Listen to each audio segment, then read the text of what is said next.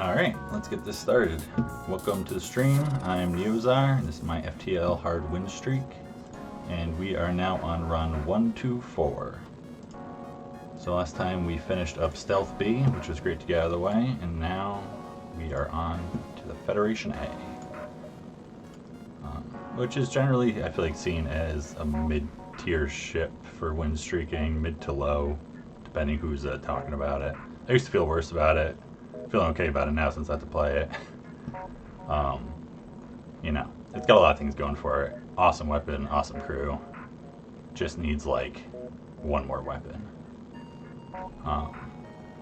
But there's a lot you can do with it. So what are we gonna do here? Oh, hey, Racket Gang. How you doing? What was it? The Jiggies. I was playing some Golden Sun recently with my kid. So what was it? It's Earth.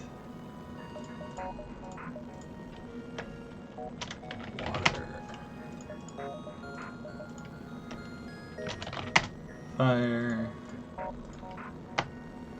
and wind. Alright, those are the 4 element type Jinnies you get in the game. It gives us the name. They're all different. Works for me.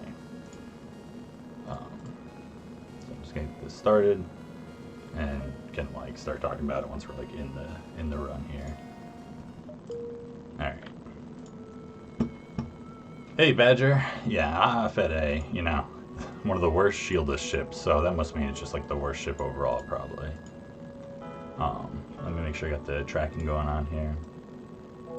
Been playing less FTL, but got accepted a much higher paying job than I used to, my friend. So, yeah, oh, that is fantastic. I'm glad you're in good state of mind about it, and that's, you know, that's great news to hear. I hope it keeps working out for you there. All right, so first thing I gotta mix up the crew some.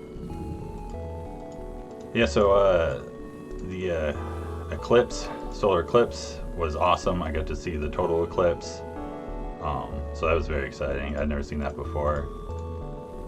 Visited family, that cabin on the lake, so it was an awesome place to see it. And we missed all the traffic for the most part because we left like the day before and the day after because we were staying there, so we didn't travel the day of. So that was all pretty cool. Total Eclipse of the Heart, nah, not that one. But yeah, it was definitely wild. You know, everyone says like, you know, it's kind of crazy like when you're at 100% versus whatever 90s, and having experienced both those now, like at different times, it's definitely a whole nother level of stuff going on. You can see like stars come out, you know, all the animals do stuff. It got pretty cold because it was like gorgeous out. It was usually freezing there this time of year, but it was gorgeous, but then it dropped like 15 degrees. Anyways, FTL. I don't know if there's any eclipse action in FTL. Can't think of any events that reference it off the top of my head, but maybe it shows up in some flavor text or something. Alright. Not such a bad map here. We got a late exit. You know, a couple nebulas maybe. We got stores somewhere. Yeah, this is a little split up, so we're gonna try and make sure to like see as many beacons as we can. So yeah, let's think about this for a second here. I think Crow just had a video something about this, kind of. I'm not sure exactly. I didn't actually watch it, at least not yet. But he makes some great videos that I've learned a lot from before. And it's about, I think, sector routing, so I'm sure it covers stuff like this. Make sure you go check that out. He just updated his he keeps track. He's the official record keeper now of FTL win streaks. And he's been adding some more details to all the data he's got, so that's really cool to see. So thanks to him for that. You know, I got to see total eclipse happening a bit ago. Traveler Southern Utah. Yeah, that's cool. That may have been the one that I saw like 90-something%. There's one that crossed the U.S. you know, a decade ago. A friend here is literally going to America. Yeah, people I was with were like, oh, we should go to Greenland now. And someone I was with actually had seen a couple eclipses, like the last like 3 or something, but they just kind of happened to be traveling around the world a bit and ended up where it was over and over again, or like close enough that it was worth going. So anyway, I gotta think about this because let's see, this is a little bit out there, so I kind of want to hit this one in case that's a store. Not that's likely I'm gonna go right to a store, but it's good to know. It's like, oh, if this is a store, then there's a chance there's nothing else, or maybe I find a drop. But I could also do that. It shows me more beacons. And once I do that, that gets me most of the sector. I just need to make sure to do this to see this one. I can kind of go up through here. Figure it out. Probably have to hit these nebulas, honestly, if you want to get most of their jumps, because there's not that many beacons here. Like, if you go up this way, there's no way, you know, the fleet's way back here still. Alright, so yeah, I think I'm going to hit this one first. Make sure, so let's see, what do we got here? So, you know, the thing is, we can't really do a whole lot starting out. We just shoot at them. We have the artillery, which is intended, I believe, that it's on the hard mode targeting list when it's within 5 seconds of firing. But if I'm recalling correctly, it's actually like reversed. So it's something like when it has like 5 seconds or less charge total. So that usually the way you keep it on the list is just by keeping it off. But then sometimes you want it on because ships can run, because you only have one way to shoot them. So it's like you got to choose. Do you want to help, you know, not get shot in weapons, or do you want to try and shoot with a laser? We'll do some oxygen stuff. So I should probably prep that a little bit first. Also, we're going to start him out indoors, not in shields. Alright, save these. So, pick some rooms to empty.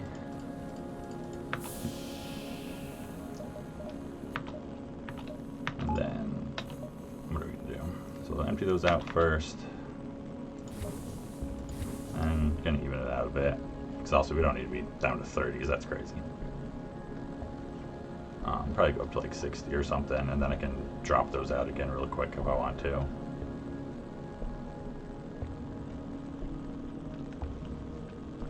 Yeah, total eclipses are actually pretty rare. Yeah, it's pretty, like, there's only, well, they're like crazy rare for them to happen in any one place. They happen like every, I forget what it was, 18 months or something on average. It varies a bit, which is like definitely rare.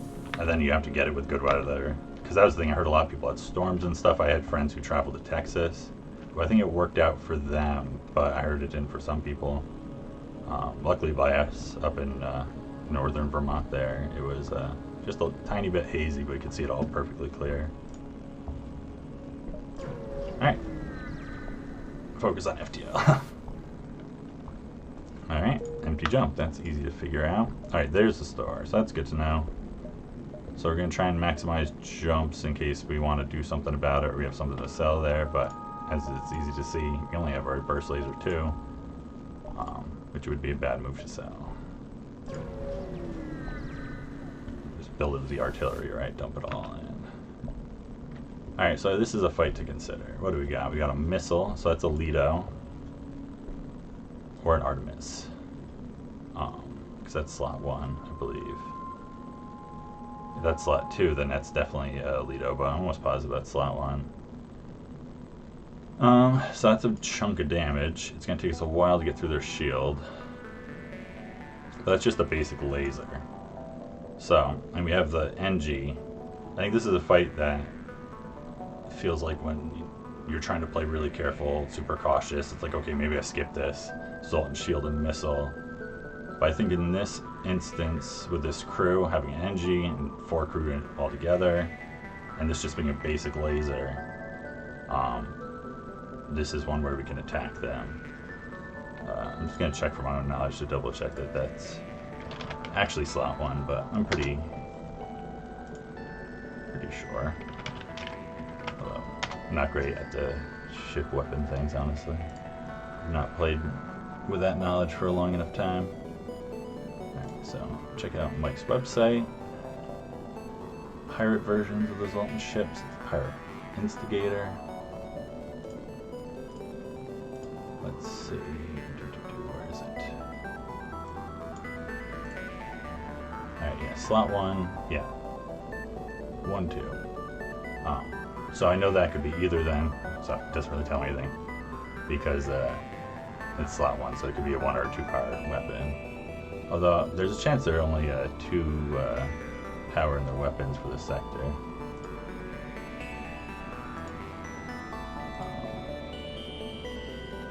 Let's see.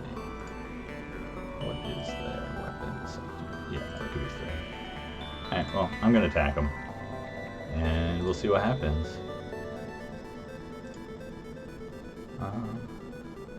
Yeah, early stores stuck on ships like Fed B, Fed A, Kesha. Yeah, I know, when you have nothing. Oh, the crew names. Well, it's not. The crew names aren't to do with the types. It's just from Golden Sun. All right. So we're gonna attack. We're gonna see how this goes. Kind of curious what crew they have. I don't have time to get over there, so I'll do that and then run the shields. Regarding the artillery. So like, yeah, let's see. Let's think about targeting. Smart targeting. We're gonna dump some oxygen here.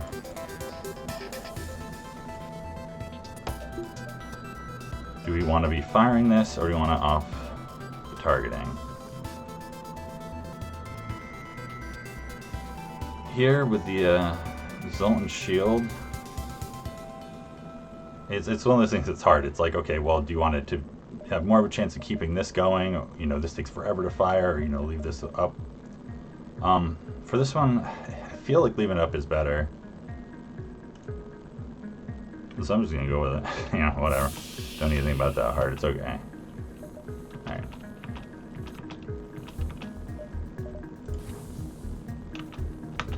Alright, so we got an NG and a Zoltan. So that's good to know.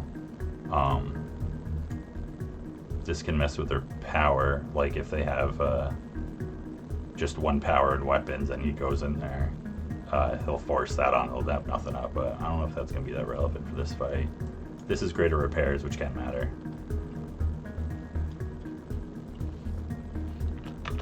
Getting reckless. Nah, see, the thing is, if you don't take on some Zoltan shield ships, you are gonna lose all the time. And, you know, you can definitely lose these sorts of things from the fear. Alright. So that's great news, right? So that is just Alito. So most they can do is 10 shots. So, you know, excluding the idea of them, you know, hitting shield and then Nistung damage, that's, you know, maximum 10 damage. We don't evade anything, and the fight just takes forever because they just bombard weapons or whatever.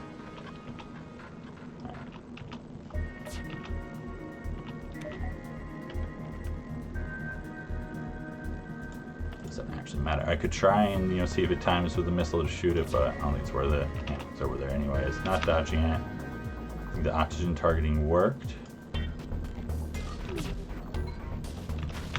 Yes. And it's on fire. Alright. That's okay. Like, it is okay. I can fix it pretty quick. Hopefully these shots hit.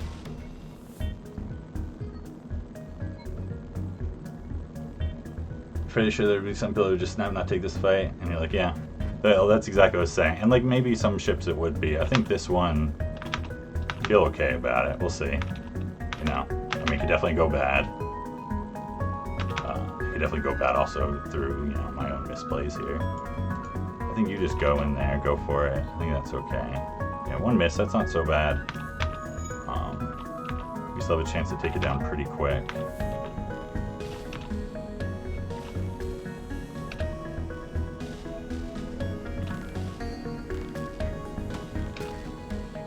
Leo coming in.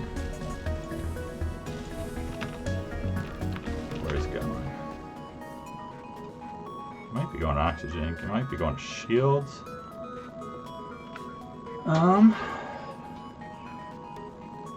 Like,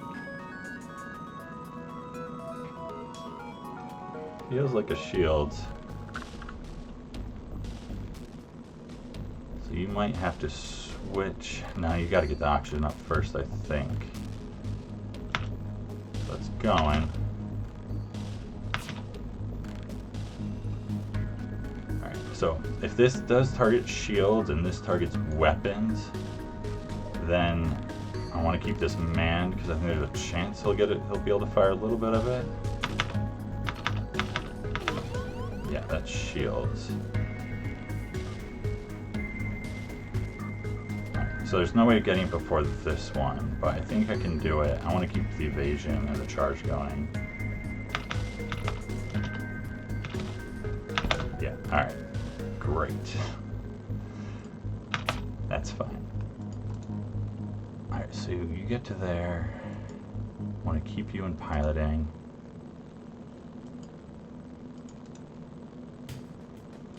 I want to do this. So you go right to there.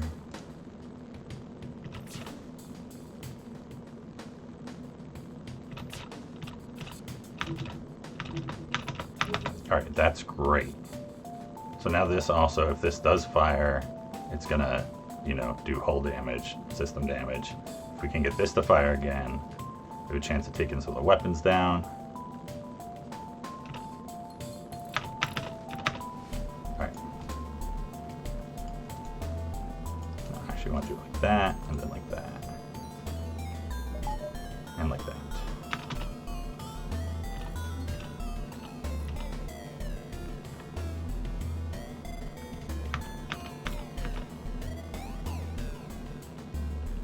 Now here's where for a moment it's like I'm considering, like, do I actually turn this off and add this onto the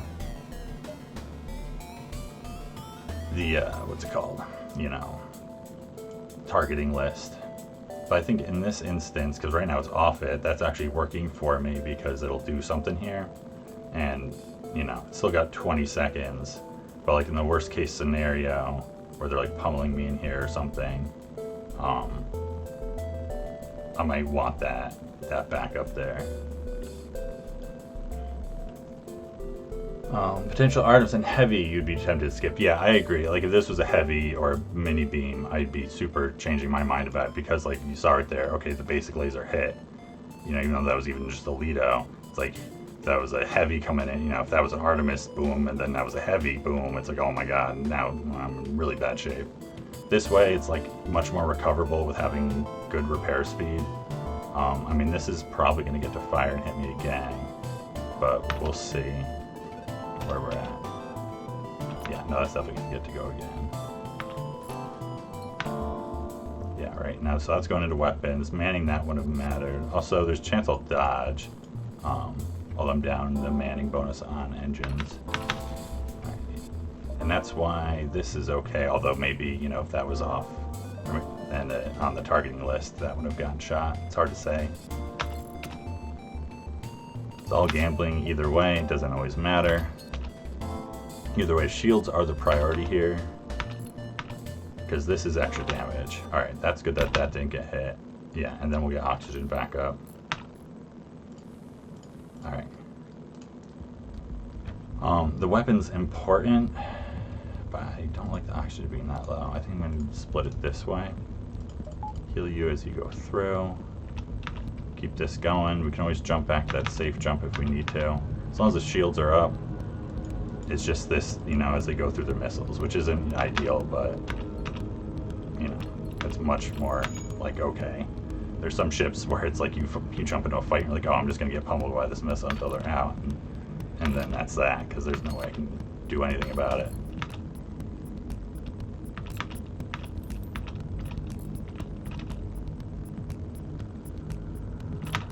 Alright, so I think this is coming to oxygen here, so I'm pretty sure they'll finish first. I mean, they'll finish afterwards, but I'm just going to make sure.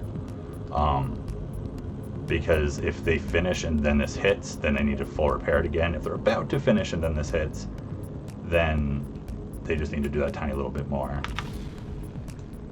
So yeah, that would have been fine either way, but just to, you know, double okay it, do that. Alright. So that's like if I had the human and the NG on there, that actually would have worked out against me. I don't think it's worth having you help with there. I think it's better just to get you back on engines.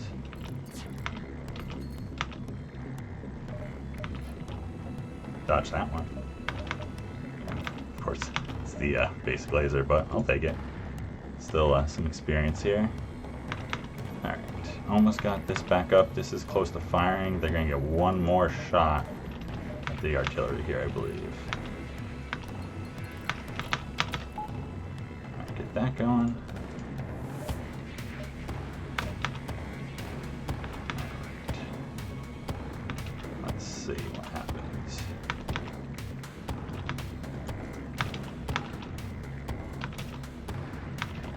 Miss. Oh, great job, guys.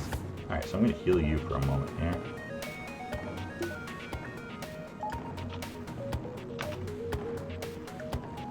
You know, in case like Leto comes and hits him and there's double fires or something, it's like I want him to be able to go fight fires like in person if I can. And then this is gonna fire, and then we'll be able to do this. Hopefully it's a good swipe and not like, you know, oxygen into empty room into space. Hopefully it's like, you know, weapons to piloting. But we'll see. Shields to oxygen. I mean, that's something. They have a shield buffer, but it pulls both their crew at least. It's two systems.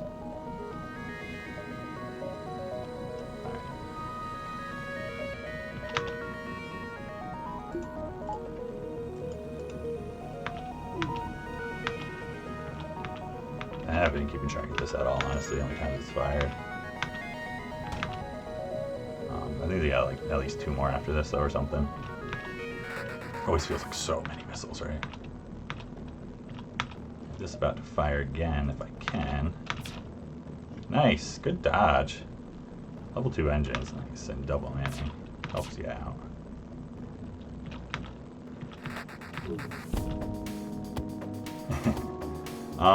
No, I don't think, after all this, I don't think taking 6 hull damage is worth getting a Mantis when I have such a strong crew already. I mean, that sets you up for easy boarding, but like, you could already kind of do that. Alright, look at that. We got their weapons offline. Pretty good. Let's see, we got anything going on over there? Hey, we got a fire. I guess I should have checked. I don't know if these guys run or not.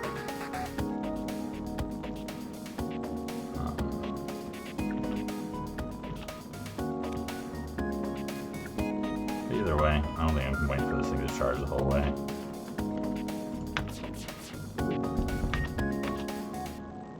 Alright, not run this time.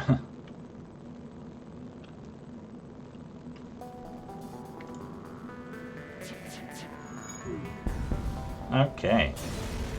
What do we get? 21 scrap. Wow. Fuel and missile. I'm glad I took that fight. It was a little scary, I'll be honest. You know, had the shields thing going on, the oxygen was getting real scary. I'm glad I didn't panic and go like, oh no, shields, and just ignore the oxygen and I'm like all suffocated or something. Because that would have been bad. Especially since they targeted again right afterwards. So that all worked out okay. That's the thing with oxygen targeting, like it worked out in a way there because, oh, they target that instead of weapons or shields then. But then you can totally put you in a bad position. Like it's, when your oxygen's under 50 and it gets destroyed, that's not great either. It's just better. So we have the shields buffer. All right, that's not its second store. And it's like, oh, there is a store. I could try and be greedy and float for it. But I don't think that's the play here. That fight, you see, it would have been, I probably would have taken just one less damage maybe. 2 less damage. I think basic laser hit me at least twice actually, yeah, so 2 less damage. Which is something. And it could be more impactful other fights. You know, if it was a Leto and a heavy. So I think I'd take it here. People also like to go for that sometimes first. You know, it's hard to say. I think this way, it's like well lined up this way, so I go for that. It's just kind of what it is. Depends on the timing of everything and how it works out for you. All right.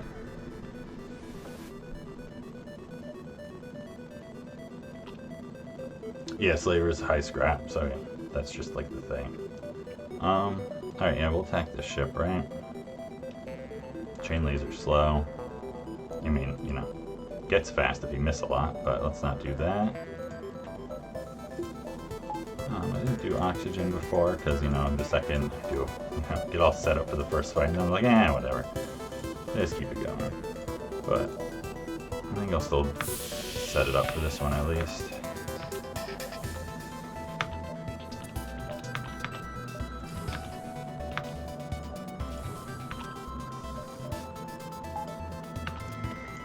Yeah, no shields or anything, so we're just going to put this all into weapons. Alright.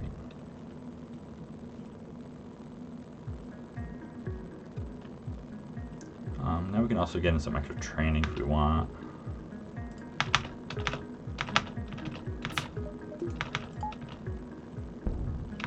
Turn that off so I don't forget about it. I'm not going to go crazy here and like min-max this as much as I can. Although not the second I talk about it, I'm like, well, maybe I will a little bit. Because weapons training is really nice. So we'll do a couple of these where you can see like it pops up that he gets a training.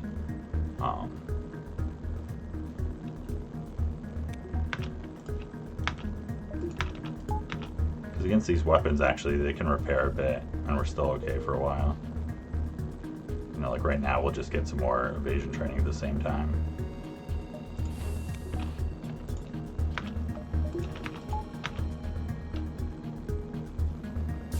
So we'll just do this. I'm not going to like speed hack through this or anything. It's not that slow. You know, it's not that fast either, but right now I don't mind doing this.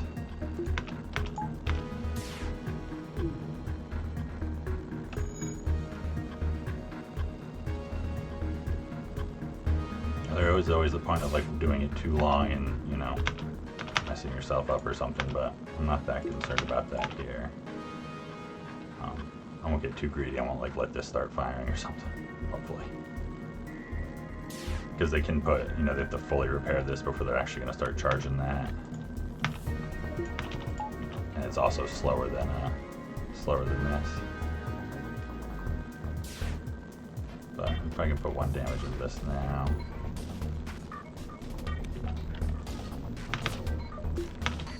If I don't miss.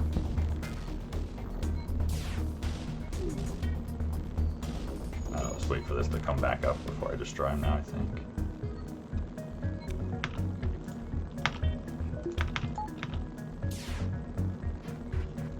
Nice. Almost halfway there. We do have, yeah, you have the same. But I'm trying to remember if they dodged one on their own or not. Yeah, min-max the FTL win streak anyway. But, you know, we all choose our battles. There's so many more things you could do. It's like, I could have been Zoltan treadmilling that last fight and weapons toggling or something. You know, I'm sure it's like any fight, I feel like it's always easy to be like, well, my oxygen management wasn't perfect because I wasn't maintaining like exactly the percentage the entire time. So right there, imperfect play. You know, if you're not doing things frame perfect. But if you're doing that, then your win streak is never going to be that long because it's going to take so long to do anything. You're never going to get anywhere. You have to reserve that for, you know, most extreme moments or if we're doing challenges. Alright, so now we'll kill him. Well, whatever, you know, Zoltan, you know, crew treadmill. It doesn't have to be a Zoltan. 9 scrap and a map. What do we got? Hey, so there's another store. A sun. Stress beacon. Beacon. Asteroid field. Crew gobbler.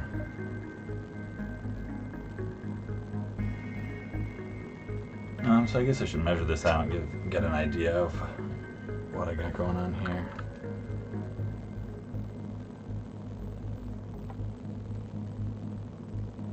So it looks like 9 jumps until the exit. Let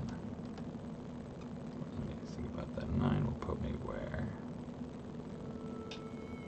9 and maybe a nebula.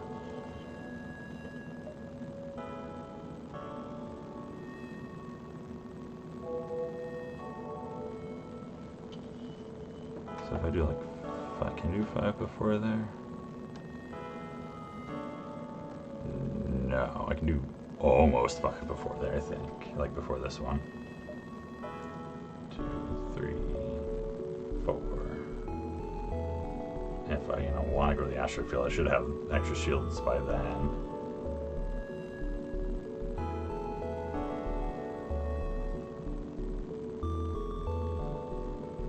So that's the thing. There's no way I really need to worry about the exit beacon. It's really worrying about the beacons leading up to it.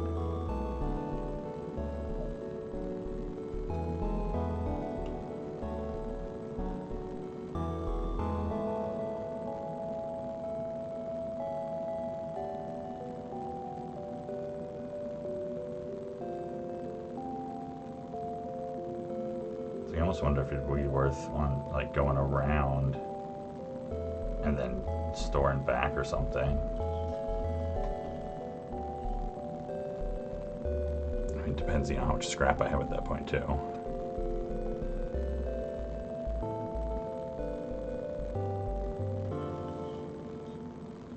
So I can 7 jumps before this store,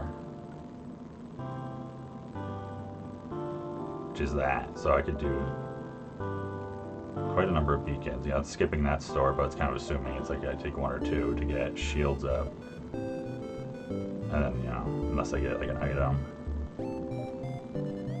So I can definitely do. So you can definitely do that for all these because of how the curve is, and then that way I avoid the hazard fights. And then I do that and that and avoid this too. I think that's the way I'm gonna go. Let's see. Yeah, there's something you said about high volume of runs done reasonable amount of time. I agree, and I'm the evidence. Why that is a thing to consider with where I'm at. So the biggest risk here, what this is doing right now, which is what's making me hesitate, is so I jump here, and it's a rebel that's running, and they double the fleet pursuit. And it's like all of a sudden they're coming after me because I like jump back into it. I'm pretty sure that will get me. This jump will still be okay. I should probably double check that. I mean, be close. Might not be okay. It might be okay. I'm not going to agonize over it. I think I'm still just going to do this. Got the buffer and the map. Feel okay about it. And then it'd be into the store next if I have to. I'm gonna go for it. Set up oxygen stuff a little bit here. Take some risks.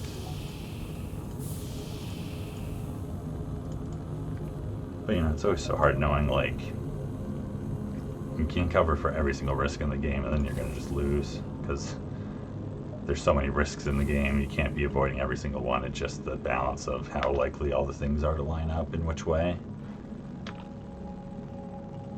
Alright. Let's go for it.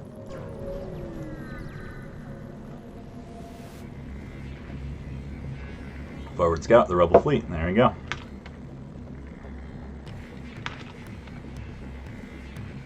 Alright, so we're going to do our best here to not let them get away. But there's a real chance that's going to happen.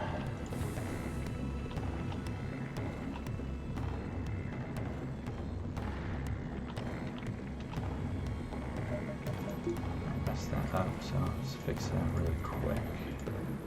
This one we definitely want the artillery going for if we can.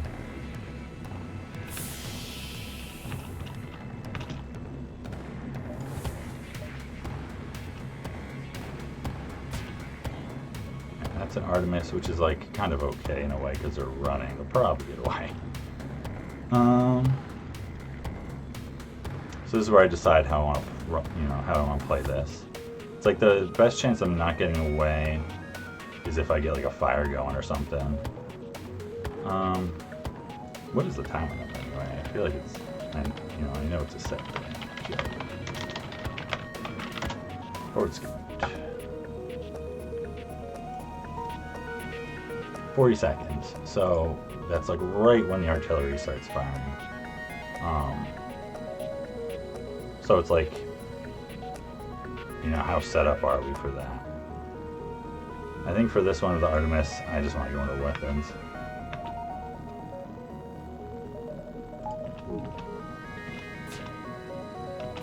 Ooh, should have timed that. Could have done something about it. All right, they're going for the artillery. I'll fix that. That's it. I'm on board with fixing that.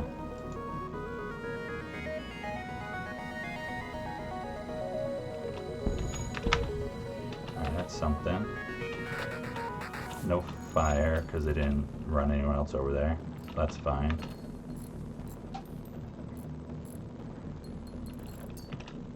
Alright, so now what we want to do is take out their evasion if we can.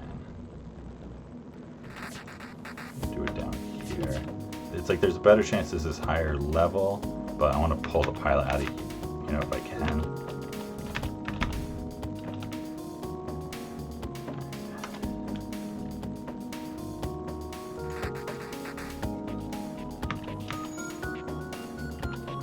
So now, what do we have to do?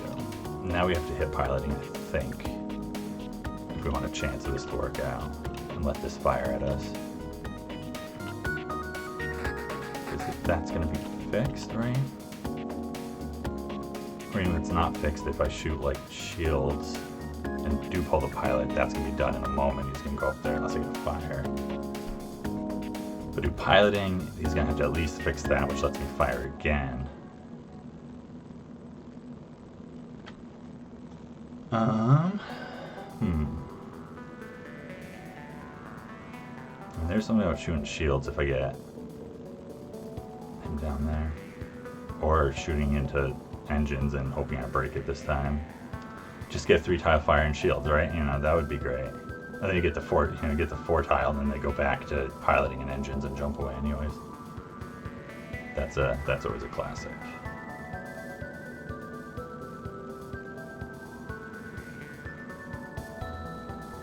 So another alternative is I shoot, because this is my last volley before they jump, I believe. So if I shoot weapons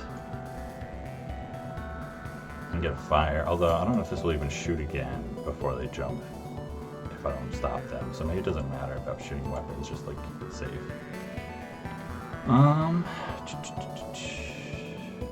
So many choices. I feel like the thing I don't want to do, I don't want to shoot piloting or engines and have them just shoot me with like 1 or 2 more Artemises and then jump anyways. That's the situation I most want to avoid. Like, just, you know, turning this into, oh, you know, I take extra damage. I guess there is a chance I can jump first if I take out their jumping. And that's gonna be my choice maybe.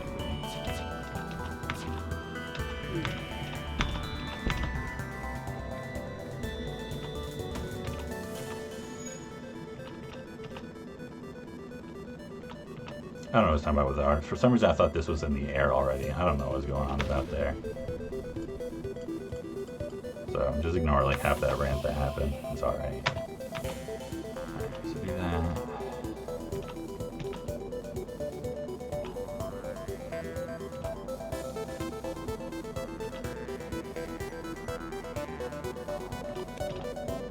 So this is going to be repaired in a moment.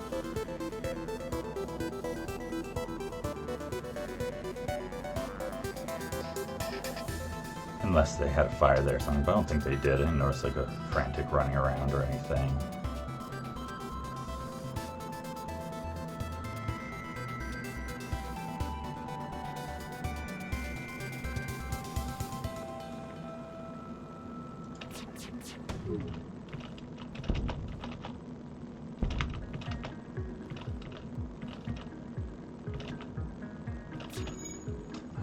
I couldn't see if that, no, I did too soon, it didn't flash orange yet.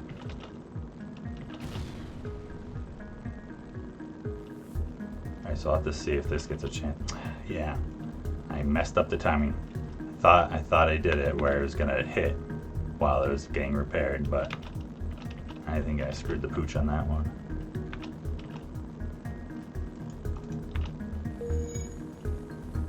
Yeah. Oh, well. And we do this. Goodbye. And now we think about this fight. Alright, it's just a heavy laser. And a hacking drone and drone control. I mean, I don't know. I feel like I'm feeling in the mood of just taking fights.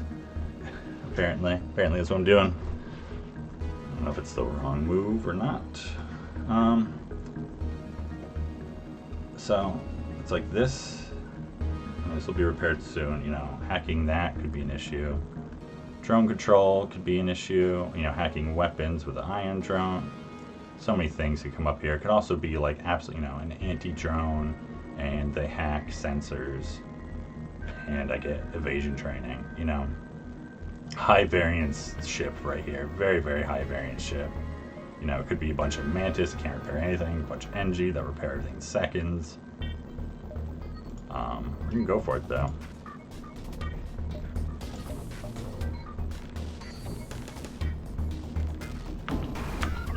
Anti-drone.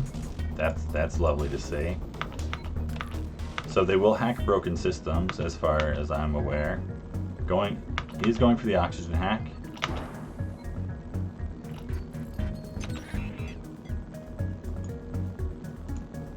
Alright, so poor NG. I think I need to break him out of there as fast as possible.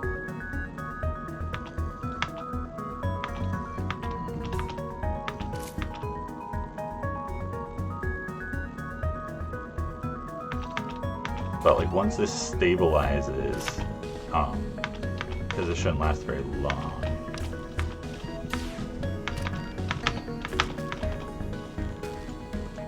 Then we should be okay.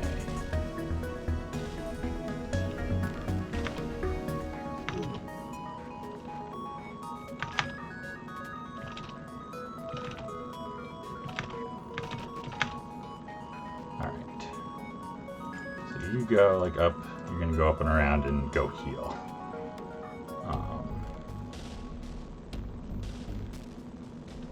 I'm gonna just do this just to give me a little space for a bit. Oop, oop.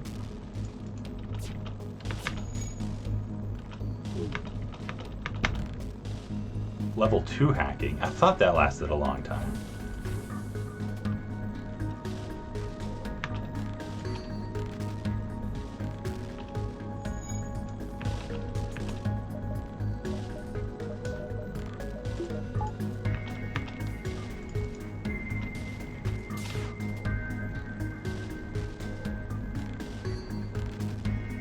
Oh yeah, everyone saying scary. I was trying to pretend like it wasn't scary. Yeah, thank God they didn't have bad drones. Ion intruder drone right into oxygen too. Yeah, no, it totally. This was like such a gamble taking this fight. But you know, apparently I'm just in the gambling mood. I don't know. Let's see. Sector 1 with hacking too. I know, it's ridiculous. Alright, good. Just don't hack me for a little bit here. Let me heal up my NG, get some oxygen in my ship. Yes, yes.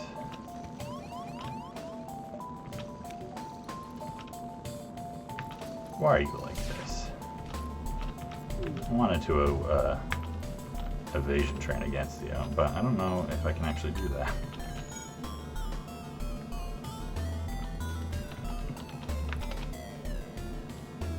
System repair bot and a NG. That's something. Yeah, you can't with level 2 hack. I didn't really think so.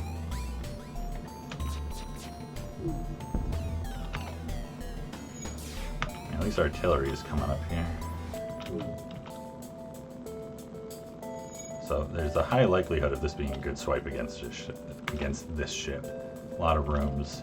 If it targets, it gets a lot of other rooms. Drone control. Alright, let's get in a couple of them here.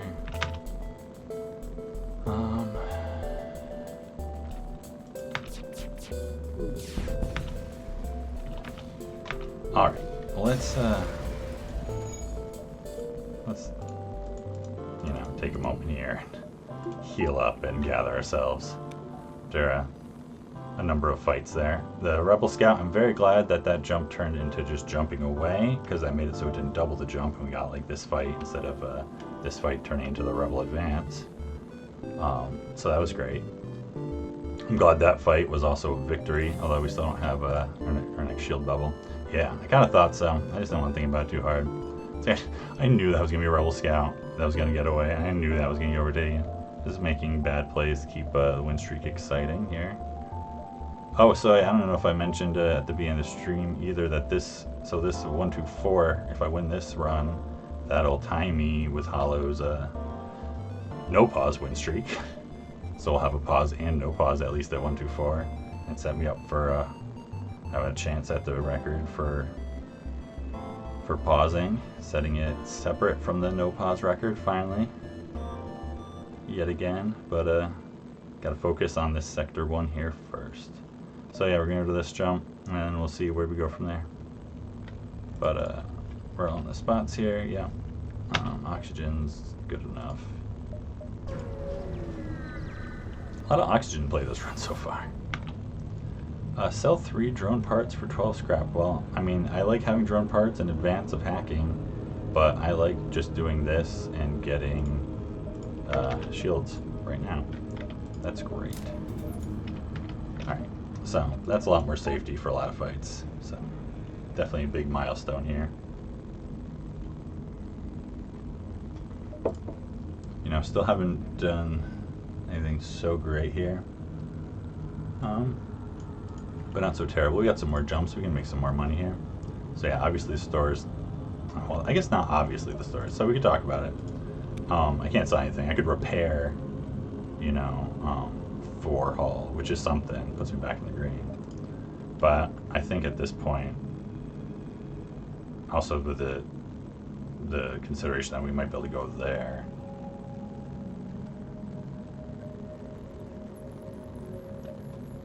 because we're doing 1, 2, 3, 4, and we can go to the store and back. My planning made sense before. Let's see. Yeah, I can definitely do 4 and then the store. I can definitely 5 before the thing. Can we do 6 before? Yeah, we can do 6 before the accident. If we wanted. 1, 2, 3, 4, 5. Well, we can see if it looks like I can do 6 in a nebula, because then I could do that and jump back or something, maybe. Alright, so I'm gonna go to this distress. Got some blue options with the crew and stuff. I will get something good. I don't have a ton of fuel, but I'm giving them fuel. So that sets me up for the store. That's great. I'm glad they didn't give me a map, because that would have helped.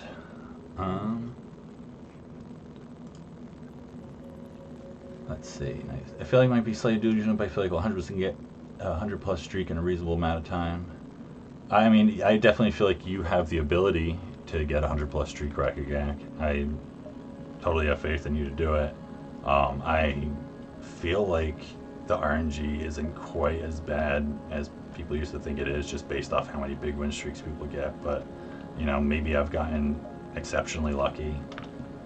It doesn't necessarily feel that way to me, but, you know, it's hard to say. So I also have the option here I could talk about of getting this.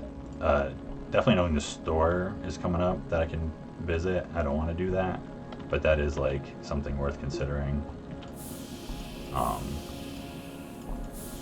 You know, I think there's a point of floating scrap where that becomes like the right play for sure.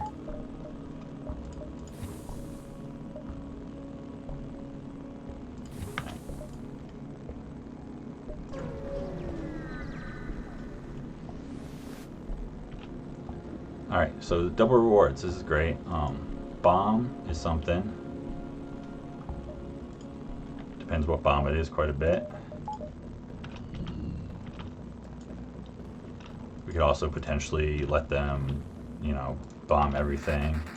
I think they have 3 crew here always, right, still? These ships, yeah, I can't remember if these ships ever have 2 crew. I don't really think they do. Feels pretty rare if they do.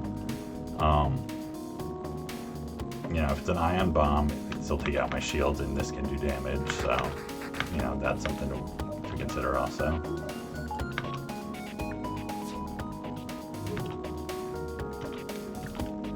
Let's see, starting out, let's put some damage in shields, see what happens. Alright, small bomb. So the nice thing about that is they can hit me in shields, and, you know, this won't do damage to me. This can start double fire and break shields, or, you know, multi-target it. So it's not like you're 100% safe, but it's a fairly safe bomb. Gets me some repair training.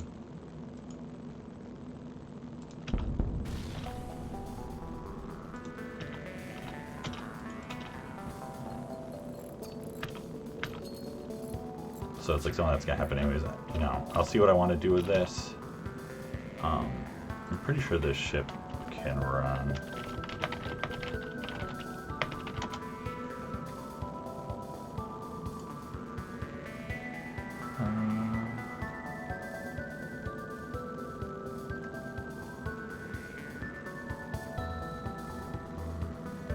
Oh, is this the refueling outpost? Because if that's it, then it's not.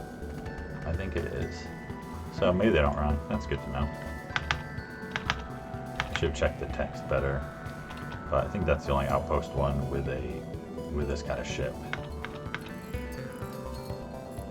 The other one is the auto ship attacking outpost. And they don't run either. Alright.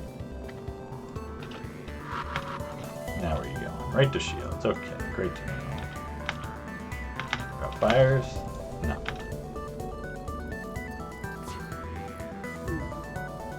Some great training in here, NG.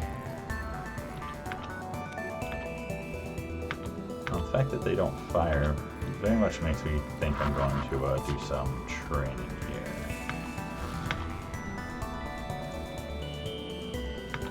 We should go heal for a moment. And the fact that now also my weapons are going to take a while to get back online. But I guess that means what I'm saying is I'm going to take that offline. Now go this way. Come on. Stubborn little human.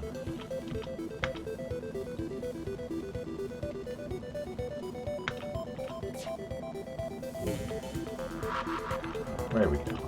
Is everybody say, oh, man, they don't like you. They feel betrayed that, you joined all these other non-humans on the ship of cooperation and not being racist and xenophobic or whatever. But I think that's a good choice. Earth, thank you for joining us here. And, ooh, into weapons again. You should let me repair it first. Come on, that's wasted repair training. Should have been more on top of it, I guess. That's my fault. Been perfect with my min-maxing here. Oh no! Should we keep that off the top priority list so they don't target one power system as often or something, right? Get more repair levels. Oh. Take a break to go get his shields up.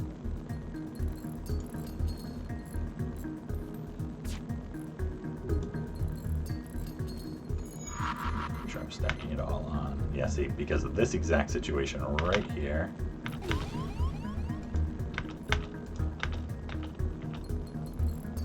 Where if I wasn't doing that, I mean, I got a little bit of a buffer here. But if I just let the, do that first and then came back, this probably would be hitting me before that shield level is up. Did I just give it, the second I don't pay attention, let you get one bar, come on. And they're about to level up too. Bad streamer. Where are you going? Into the engines.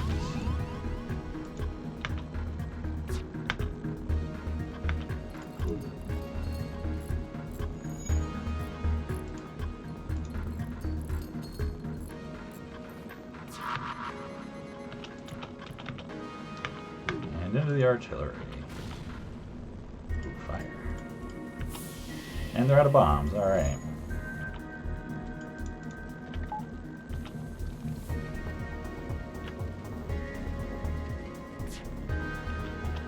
Now this is where we decide how much weapon training do I want to do. I'm not going to think about it too hard for a moment here.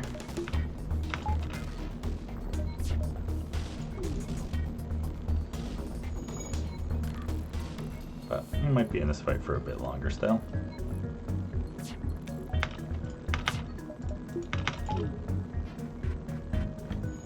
They're working on their evasion training too. Although not really, because they don't get to evasion training because they're AI, and the AI doesn't get to learn. Because it's not actually intelligence or something. I don't know. But it is kind of nice that that's not some extra variable you have to consider at times. Like, all of a sudden the AI is going to start dodging more because you had too many missed volleys. Why actually evasion hacking is better, because otherwise your flag 2 missing is just going to, like, cascade, right?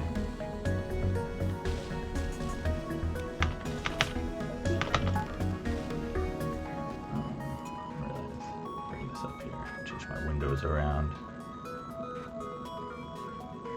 because hold the thing up in front of chat, and now I was missing it, and it's a good time to be looking at chat.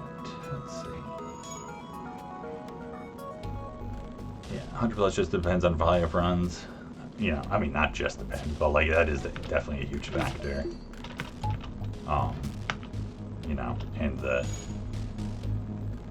higher skill level, the lower that volume needs to be, but there's some wiggle room, you know, wiggle room there for sure. I feel like nobody fully lucks into a streak, but yeah, no, I mean, it's like, I don't think anyone's gonna claim that like I just got completely lucky for all of this, but like, you know, there's some variance, like, oh, if there's, you know, whatever percent chance, you know, if every ship was 100% except for Stealth B, which was, you know, like 75 or whatever, like there's a certain point where like, okay, getting more than that many in a row involves a bit of luck because it's like out of the norm. You know, like that's an extreme example, but there's like a point where, you know, a bit of luck has to be involved. For, you know, whatever space between forced losses is, but I have a feeling it's a fairly large gap for the most part. Just based off how many, you know, and Hollow's gotten a number of really large streaks and stuff with no pause. And then also a lot of the losses, even for him and other people, you know, his world record loss even was in a forced loss. And I almost assume mine won't be, and it'll be a mistake too, but you know, can always hope that I'll get lucky and get a forced loss for whenever I get forced out of this thing. Hopefully after getting the record though, that'd be pretty cool. Take a little pressure off too if I could get back to that. But yeah, let's see how we doing. We're getting there.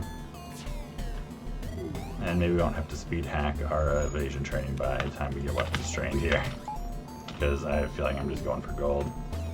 Just too much of a benefit here. And we'll get double rewards, start stacking up some money. We're going to a store soon, can put this run in a good place hopefully. For a little bit of a rough start.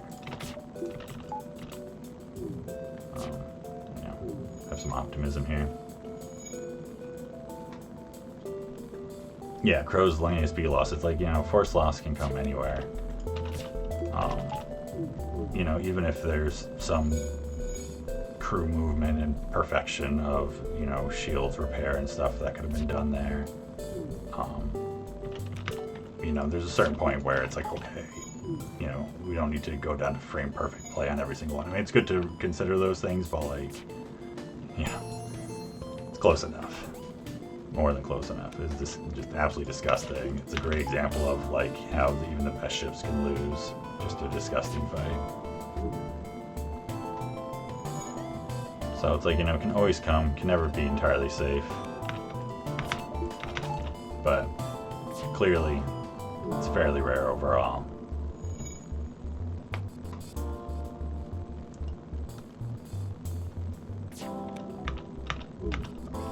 Let's try for a second.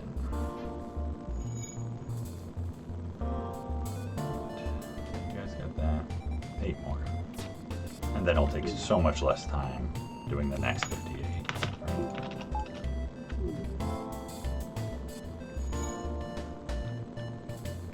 When you're streak, you really just like, you know, trying to quantify the number. Yeah, I mean, I agree. It's easier for me at this point in a way because it's like, you know, obviously I'm at that big number.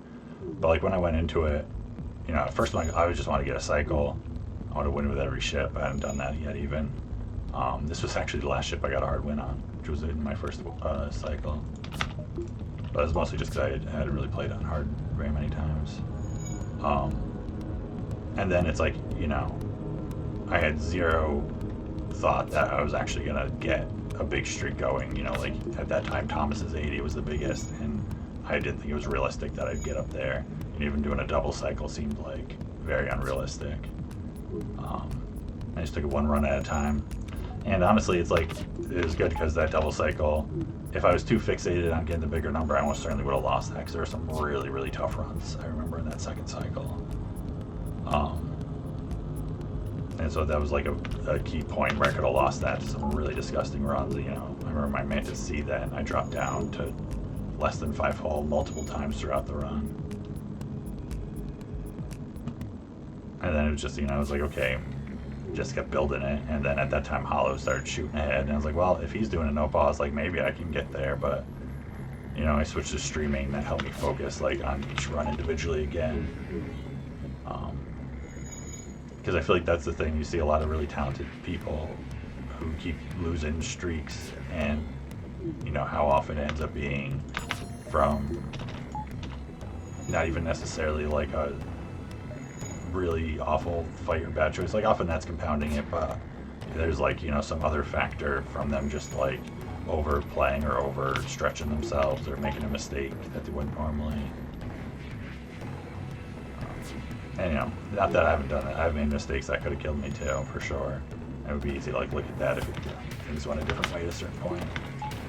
But just trying to have the least number of those and having those things not line up against you. Yeah, so I'll agree. NGC is the worst NG ship. I mean, it's hard for me because as much as I want to join in on the meme there, NGA exists. And although I remember so my practice cycle that I did when I was getting ready to play my main streak again, that NGA run was so much fun. I got a fire beam in like Sector 2 and just like had a blast. And made me feel like, oh, maybe this is a fun ship. But so many runs on that ship have been so painful. And just so much micro with a drone.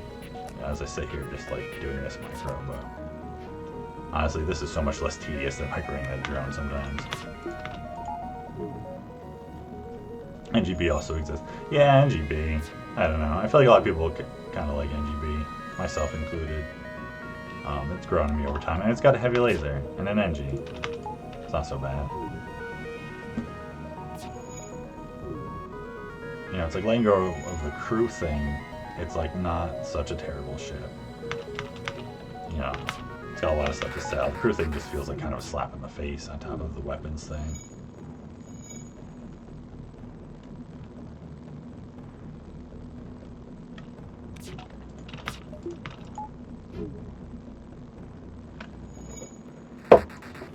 Be quite the long Sector 1 by the time we're out of here. Let's see what it says. The scrap thing, scrap chart, save game manager, whatever, says we are up to 79 scrap though, so that's pretty good. And this is the outpost, so this is double rewards. And we got some more jumps still. Honestly, I don't remember how many. But I don't know, I don't feel like checking either. I think we got like one more and then the exit and then the store, so that's pretty good. The heavy iron was literally just even an ion blast would be better. I mean, if it's an ion blasting and you still had 3 weapon power, that'd be great. NGB is much more terrifying in no pause. Oh yeah, absolutely. I could see that. I mean, every ship sounds kind of more terrifying in no pause, but you know, anything with a lot of crew micro involved, or like where crew micro really makes up for, you know, deficits. Like I'm sure Zoltan B is so much worse too. Zoltan B is already a ship that, like, you know, I've gone back and forth on how I feel about it, because for a long time I considered it a very, very good ship. And, you know, some people put it in the dumpster because it's like, it has high variance. I've gotten fortunate with it to an extent, because I haven't had many bad encounters with it to even like see, you know, how it goes when it goes bad. But like also even on like Crow's combined win rates, you know, which you can only read so much into, but it's like, I think it's one of the bottom, it's like bottom 5 or something. It's really low. Maybe not quite that bad, but I think in Hollow stats it's very low too. But I think part of that is the no pause aspect, because I do feel like there's a lot of micro you can do with Crew that's really annoying, but that makes, you know, a lot of things not quite as awful with it.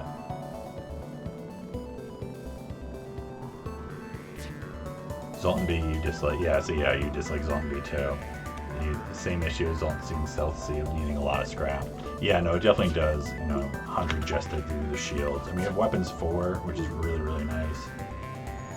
You know, it can be hard to know when to pull the trigger on messing with the weapons and swapping them around. Like, you know, there's times where I've taken a thing that's like sometimes a worse loadout, sometimes a better one. You know, the layout and the repairs and stuff gets real annoying. And it's one of those ships though where I feel like if you fall behind on it and things get rough, then all of a sudden like boarding events or Zoltan police are like awful on. And that's one of those things where it's like the difference between pause and no pause, I think, can really take effect. Because like, as insane as the micro you can do, because you know, hollow proved you can do just absolutely insane micro on no pause, there's still some of them really fussy, like, you know, moving crew around, managing health perfectly, kind of stuff that makes a difference.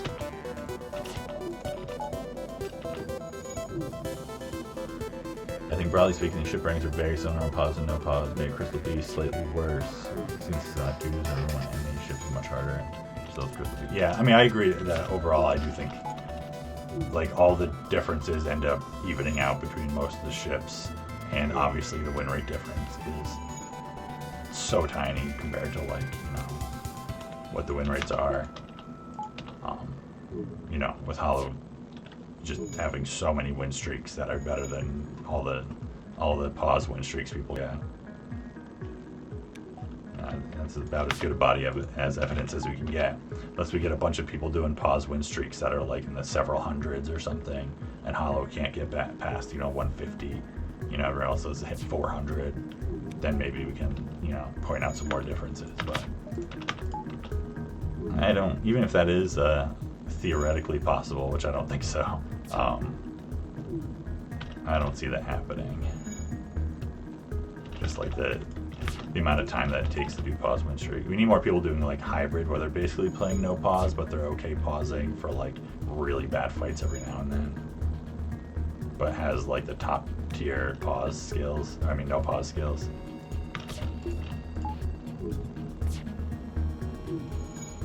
You wonder what House win rate on pause would be? You know, honestly, there's a chance it'd be lower in certain things because he'd have played so many less games or something. I mean, it really depends, like, what him playing pause looks like. You know, how much does it slow him down? Just because, you know, I can't help, you know, I think everyone knows, like, the amount of experience he's gotten. Speedy runs, all those things where he just, like, you know, he's played just a massive volume of games at a very high level. And so it's like, it's possible that alone has made it so his win rate is actually higher than if he was playing pause this whole time and slowing himself down. But also maybe not, maybe it wouldn't be like, you know, absolutely insane. Yeah, we're assuming he wouldn't be bored with it, that too. Which is another reason why, like, you see a lot of people who get a cycle and they'll go with that win streak as long as they can, and then if they lose it, a lot of people don't even bother doing a second one, or they do maybe one more and then that's it. And it makes sense because it's like, you know, a lot of the runs end up being, most of the run is not very challenging. Sometimes basically the entire run is not very challenging. And then it's like, you know, we're gonna hit, I just missed. And it's like you spend all this time, and then all of a sudden, you know, it's 5 minutes on one ship that ruins hours and hours of play. It feels like it's very discouraging. Especially when your goal is the big streaks. So it makes sense people set goals of, you know, getting a cycle or whatever, and then that's that. And, you know, I feel like the few people who've really put in time and gone for multiple ones often focus on the win rate and improving that over time. And you see that's obviously works as a goal. But, you know, I feel like understanding, even myself, it's like it's taken me years and years to do this. And, you know, there's other factors involved in that, but still. Alright, there we go. Evasion training. Nice. I'm almost there. I was like, I could be doing this a little bit faster with speed hack, but it didn't feel super necessary. I'm kind of being okay just chilling on this. You know, dispel any illusions of doing a whole run in a single stream, but that's alright. Gotta get through at least Sector 1, right? You only recently broke the 30 curse. You got on your bicycle just a couple nights ago with Kestrel. Oh, good job on the tablet. Nice. Congratulations. So that means that jumps you right up to, I don't even know what that jumps you up to, at least 56, right? With how you're tracking it, but even more because you had some other ships that you've done 3 times, I think. But that's awesome. So that might put you, that might also break the iOS record then. So, well, 56. So the iOS, what was that? I think I just was looking at it. I got up to 66. And I guess like technically I could like go back and split my streak, although that feels kind of cheesy because it's like I moved it to this, and I'm not going to move back to tablet. But you know, if I lost on this, I technically would have lost my tablet streak, I guess. But I don't know if I'm going to go for anything like that. So it's, you know, not really that much of a metric to what people go for. There's you dumb people won't count because I don't know what they are. I love it. Yeah, just throwing some extra wins, but you know, whatever. Who knows what ships they even were? It doesn't matter. They don't count. I was like, I try and tack on my the practice cycle I did. Be like, oh wait, actually no, I've already done another cycle. Totally counts.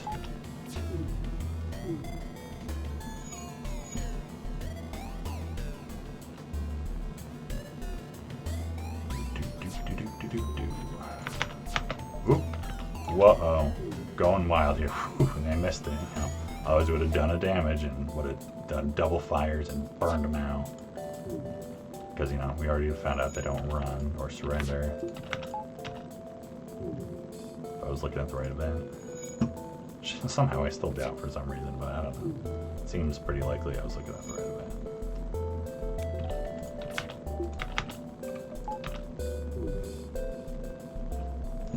More.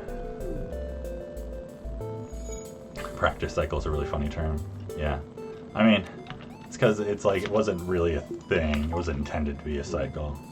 Originally, at least, you know. But then it's just like, oh, well, I want to practice and I don't want to repeat ships. And that's also a way it'd like to force me into doing ships I didn't want to play. And then I just kept not losing. So I was like, well, I guess I'll do the last few good ships also and call it a day. But it definitely made me feel, gave me confidence to come back, play again, feel okay, not like min-maxing every single fight to death, and you know, you can still win well enough.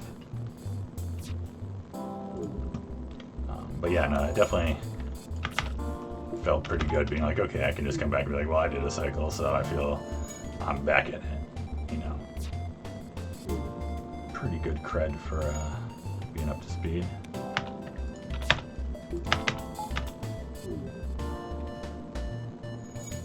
And it's like, I was thinking on it, it's like, that felt like a kind of lucky one. And I was like, yeah, none of the runs were all that bad. But also, there's a handful of runs that I feel like there's a chance they may have been awful playing them normally, but because I made really aggressive choices at times, early game, to try to like only have one shields longer, you know, and do aggressive store purchases. Like, some of those runs may have been awful without doing that, even though they're like more likely to win on average that way. You know, there's chance not chance they all would have been fine. And it doesn't mean I feel like, okay, take all the gambles, just, you know. But it made me think a little bit, for sure, about, you know, how much we balance out the bad and the good. Trying to find that balance. Alright. Hey, we're there, so I don't need to depower you. Charge you up. I mean, I guess I could finish your training, but I'm okay with it. You can be that close and not be done. Yeah, I don't have anything fun going on over there.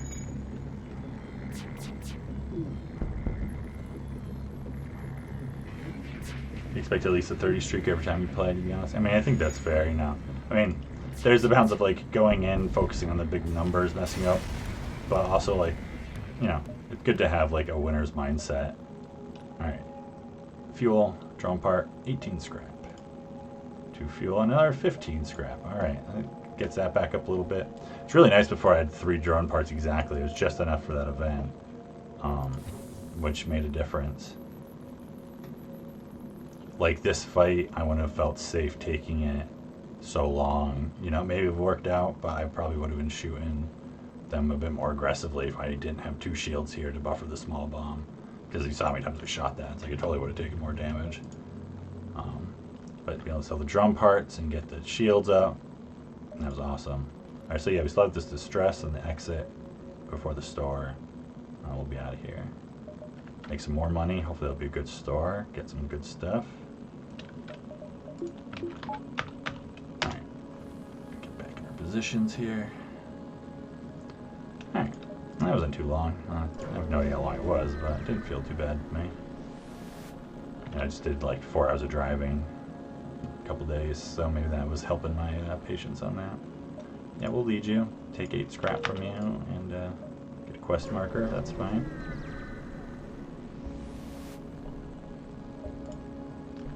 Alright. Rebel Scout taking a small refueling outpost. Alright. Totally safe fight. That's very nice. Just sit back and enjoy. Oh, NG getting shields quick. Yeah, I'll even turn my evasion off. Alright, too late for that one, but you can get your training in. Shoot cloaking because I hate it. Guess I won't take long with 2 weapons. I'll let you get up there.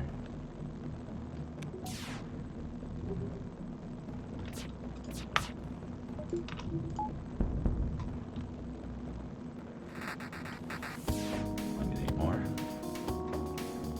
Yeah, another outpost. This is turning into a good Sector 1 after a little bit of a shaky start. And you know, so some of those plays I made earlier, the fights I took and the routing I took, you know, the scout risk, which like I jumped into kind of calling in and showing why it could have been so bad. You know, I'm not going to start claiming whether it was win rate right or not, but I feel like you can kind of see the benefits of how they worked out this run here. So, like setting me up to get shields when I did, which made some of those other fights better, you know, giving me more advantages.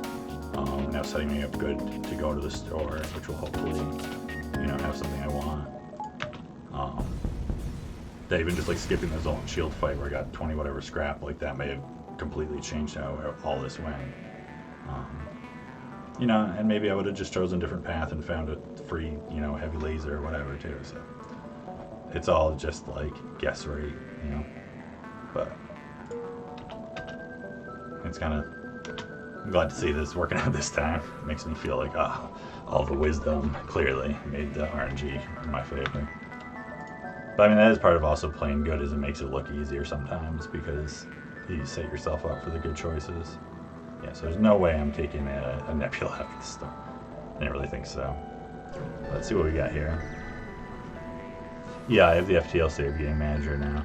I don't really totally get how it works, or maybe just because I thought I saw something about how they were updating it to make it so like you could stop and start runs and keep the tracking going, and that hasn't worked out for me.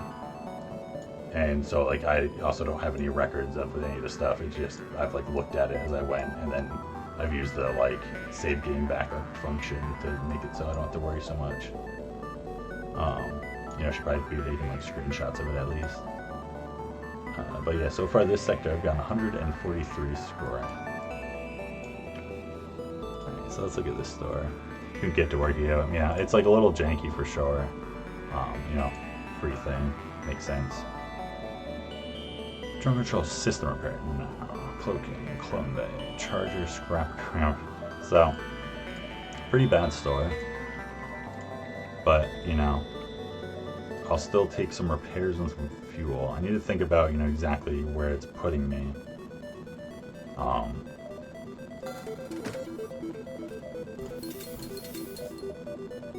Because it's like I'm going to go to the exit and then jump to the next sector, and then there could be a store right away, or there could be, you know, a nebula and not a single store in the whole sector. So it's like, you know, I could do this and be like, okay, well, there's a store, I'll be able to buy hacking or something else, you know, I'll have 80, because I got nothing to sell.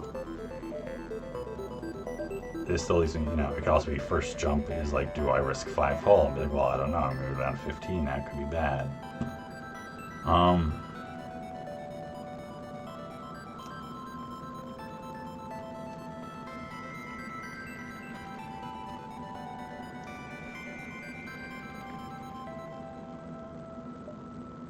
It's like, I think I go down a little bit of scrap on repairs here, because, you know, I don't really like being at 20. 20 is not that great.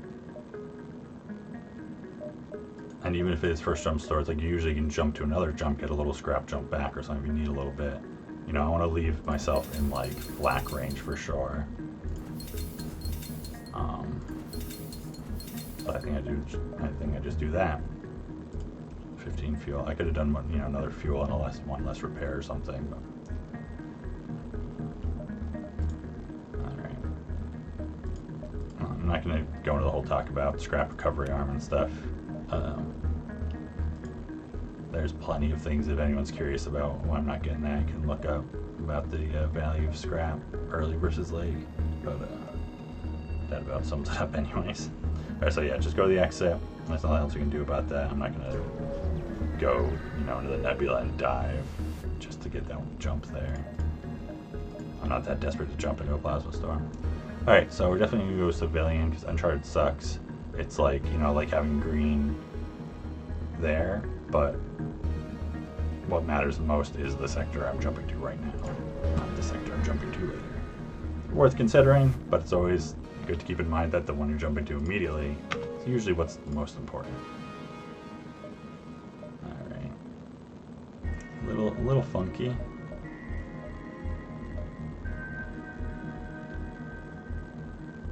I mean, it's like, you know, I guess I can see this one pretty, just this one. So even if that's a store, there's at least 2 stores in the sector. So I can do like this, kind of come up. And that gets me seeing all of them. Not that, you know, a little weird, but not that bad at sector layout. I'm going to take a break from it just because I need more water. I'm talking a lot. You know, I know it's only after one sector, but that was a long sector. Yeah, let's see. I've been streaming like an hour and a half now. I mean, it started right away, but still over an hour. Pretty solid. Alright, so I'm going to put up a BRB and roll an ad, so watch out.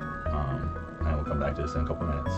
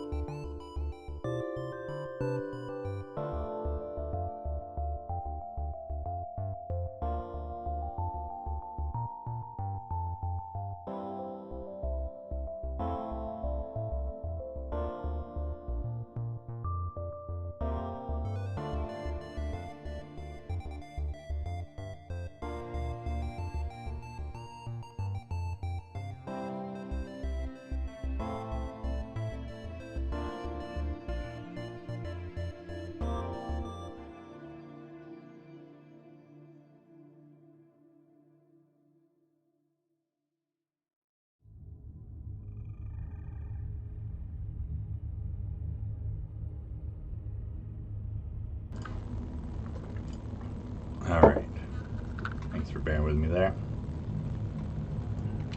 Back to it. Yeah, talking about different sector variants, scrap stuff. Yeah, I think sometimes the NG thing gets a little overstated. Like they are, I mean, they definitely are super variable. NG can suck for sure. I guess part of the reason I say that just because I don't always jump there for scrap. Like that's not the reason I usually jump. I jump there because they have 2 to 3 stores, and they always have 2 to 3 stores. That's a very consistent thing. And so it's like they're not that bad just because for that reason alone. And the fact that they generally tend not to be that dangerous either is definitely a help. Like even within their high variance. Like I feel like pirate sectors get understated with how high variance they are. I feel like they can be absolutely disgusting fights in pirate sectors. But it's like they're just all over the place because pirate ships and hazards can be so easy and so bad. But anyway, out of this run.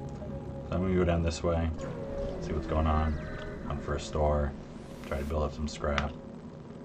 I don't want to accept their bribe because safe fight.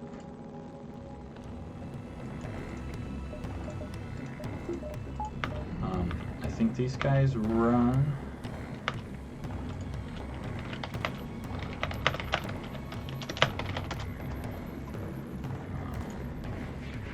Because they will bribe you again. Yeah, they do try to escape.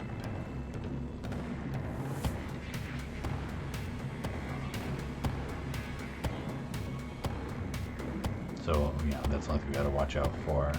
And then on the other side of it, we can get, you know, the scrap, store, repairs, really the fleet. It's a great event. Great event to find. Alright, yeah. I don't think it matters if you crew kill it. I already closed the window, but I'm not gonna be doing that anyways. Yeah, the only thing I have to consider is, you know, letting that get up. Also, since they're rock, because they can like resist. You know, there's the NG going on here. I guess I should keep an eye on that. So let me think about that.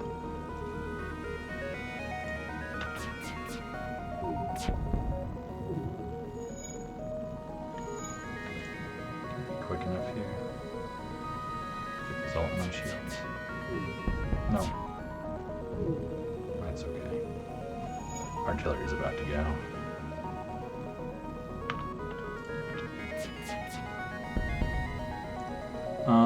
No. I mean, that's a bunch of missiles, but only 9 scrap. That's really not that great. Ooh, fire. There we go. Pirate explosive. 21 scrap. That's definitely better. Continue. Alright, so we're going to destroy the ship and salvage it. I mean, there's value in delaying the fleet, but this is value right now. And it's like if the next jump's a store, we don't care if the fleet's delayed. We just want the scrap now.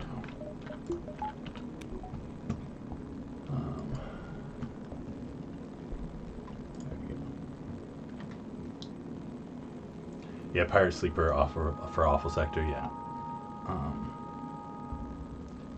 Oh yeah, so Badger linked his score guide in chat. Definitely worth checking out if that's, I mean, even if you're not into score running, still, I found it interesting. And it's like not a thing that I've done before. Although I've teased about doing it a couple times to Badger. Maybe one day. Yeah, Pirates definitely also feels high variance to me. I'd agree on that. Like, in terms of script, just in all terms.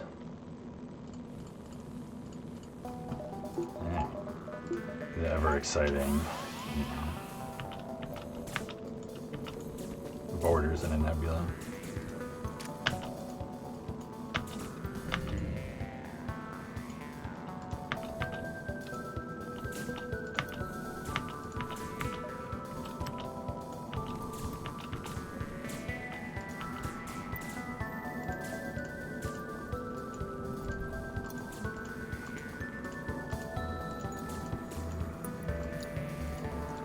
Wasting their time as much as I can.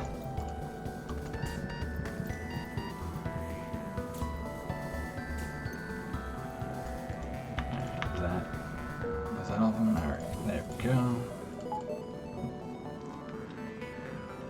keep easy at least. Just gotta have a little patience. Hey, when am I even gonna get a 7K? Yeah, I have 6Ks, right? Yeah, no, I definitely have a few 6Ks. I got like 6.6 or something is my highest. 6.8, I don't know. It's definitely a Crystal Sector run, because I feel like it's not that hard to get to Crystal. I've gone to the Crystal Sector a number of times. You know, crystal ships. The score ship tier list is kind of not 100% confirmed. I mean, if you were claiming any part of it was 100% confirmed, I'd say you're full of it, because FTL is not 100% confirmed. We are good to go. So let's see. So that's the one I'm accepting that I'm not gonna see probably. This one I can still see if I go here and then here. I mean, I could go to the nebula, but it's not big on nebulas. And it doesn't show. If it showed me this one, then I would go to the nebula. But it's not showing me anything else. It's actually showing this. So we're not going. 10 fuel is worth keeping an eye on. Starting to get low. Hacking, drone control, heavy mini. So this is super high variance here. It's like these weapons might do nothing against me, or if they combine with these, they could be really, really gross.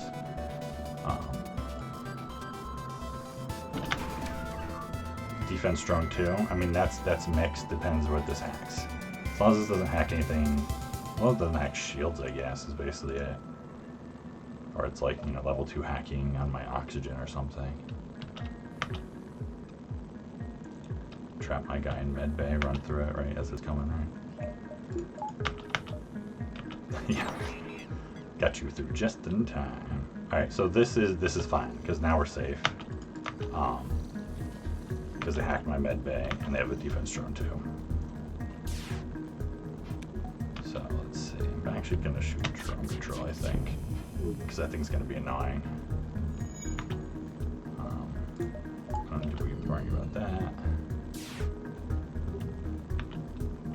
I mean, I guess I could care about jumping away if they run. I'm not even sure if they run or not. So probably have to wait for this thing to do something to be able to get through them reliably.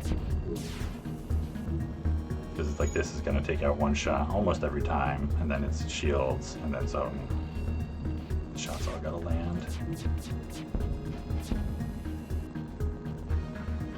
Sometimes I might be able to hit too. That time it didn't matter, you know, there's misses, so it's easier for it to hit them. But let's see what this does. Nice. That's a good swipe. And do shields. Yeah, they're trying to escape. Not surprised. I'm in a much better position to stop them escaping.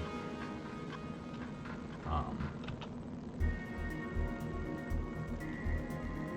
kind of feel like this is the best play here, because you just see them preparing this and then that thing coming up, and then I just can't do it. I mean, all of a sudden it was like no shields. That's not good enough.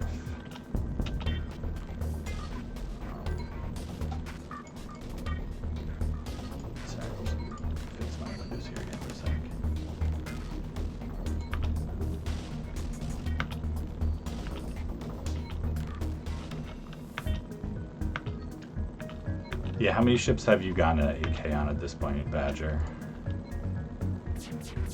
I know, you're plugging away at that. 18 scrap, alright. You got a 7K on Slug A rocket, that's nice. That's a cool one. I like I like a Slug A lot. Alright, here's a store. So we're just gonna go right there. Worth going quest store. Yeah, because then also I get trapped and I'm going to double back or go through the exit, so I'll just go right to the store.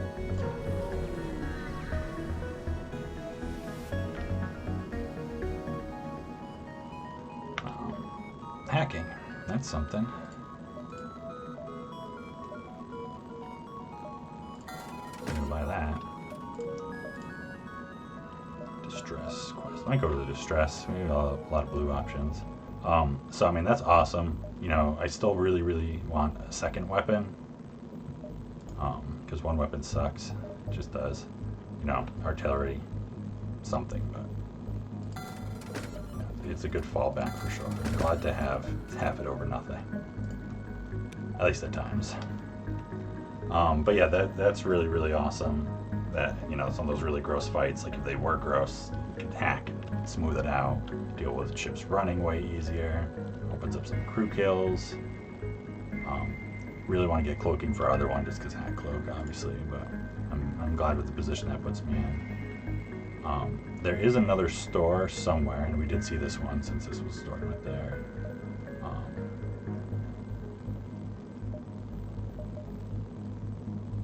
So like if that's a store, can I get 3 and still go there if I want to?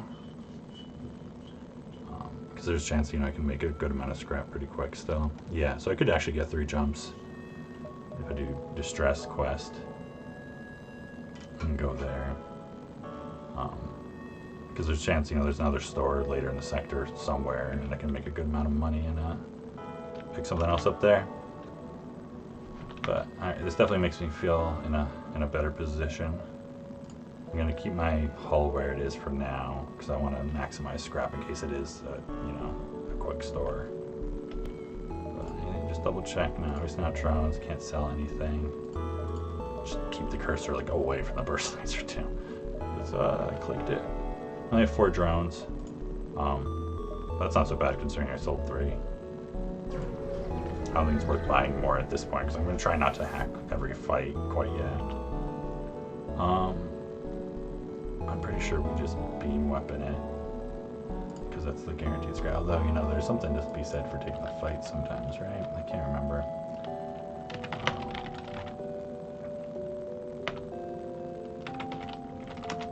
Crushed pirate. That's what it's called. So if you just shoot it, it's either medium scrap or pirate with default rewards. If you beam weapon, it's medium scrap with resources. Just, you know, I mean, there's a chance it's a gross pirate fight. It's true. It's probably not worth it. I think it's worth just taking the easy choice. Yeah, go for the 18 scrap. You know. Alright, go to the quest. What, in your opinion, is the strongest weapon setup? Is that for score running or just in general? For score running, I don't know if you're asking Patrick. In general, I'm not sure, but it's fast. It's probably, you know, some mix of weapons. You know, I mean, it's a torn. There's a reliability of beam weapons versus, like, it's hard for me to see how having, you know, a bunch of like fast weapons with reloaders also isn't just insane and never loses. You know, if you got like flak 1, burst laser 2, heavy 1, heavy 2, with a bunch of reloaders, like you just fire stupid fast and you have so much damage. So it's like, to me that's the best because I enjoy it the most, so it makes me want to play the game. Whereas like beams make me bored and make me not want to play if I only play beams all the time. 5 jumps and no bonus nebula jump, I don't think. So, because we got another store here, that's great to know. I mean, there's a chance there's even another one because this is 2, it's 2 to 3. But so I just said 5, right? I got to focus here. 5 jumps, yeah, 5 jumps. 1, 2, 3, 4, 5, or something, right? Because how many before the store itself? Do we get 4 jumps? No. It doesn't matter, because I can't do 4 or 5, and then warp from there to the exit anyways. So I do 3 before the store, which is easy peasy. 1, 2, 3, 4, 5. Alright. Sounds like a plan. Weapon preigniter hacking, 2 times glaive, yeah. You know, 2 times flak 1, 2 times heavy, or 2 times flak halberd heavy. Yeah, those both work. You know, if you want to include Sven like double flak 2, double glaive beam, you know, that's just 14 shots followed by a double glaive beam, you know, it's like what are you doing against that? You know, it's cloaking. But anyways. Sensors go wild. Alright, we got a pulsar. This is definitely some threatening fight. Pulsar, mini beams going on.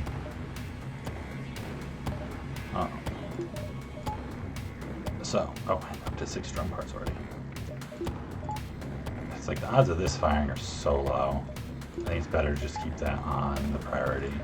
I feel like between this going off and this stuff, I don't have faith in that getting off the ground, so I'd rather be on the priority list. I'm just gonna preemptively hack weapons to start having the feel for fight. Like there's a chance I could wait until things go down and see how it goes.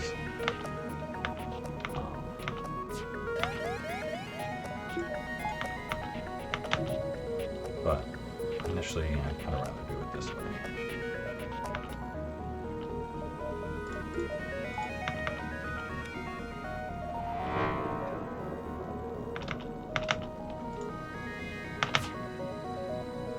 Yeah, because like this is gonna fire, and I want to flash shields.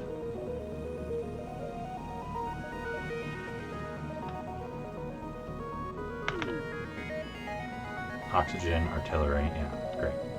Shields, oxygen, trying to suffocate this. But so now that gets charged down, get some damage into it, broken. Alright. Glad I had it ready. Glad I didn't wait to be like, oh no, is it gonna time right? Or, you know, just had it doing what I needed to do. Not sure if they run. That's a bunch of fuel. Bunch of fuel, which I do need. I don't have to spend scrap on fuel then. It's still 8 scrap. So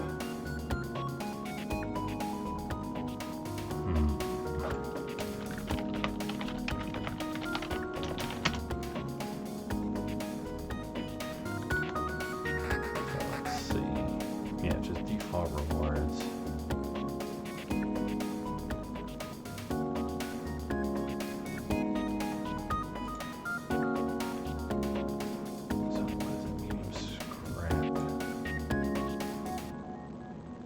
To 19, so 4 to 11 scrap difference.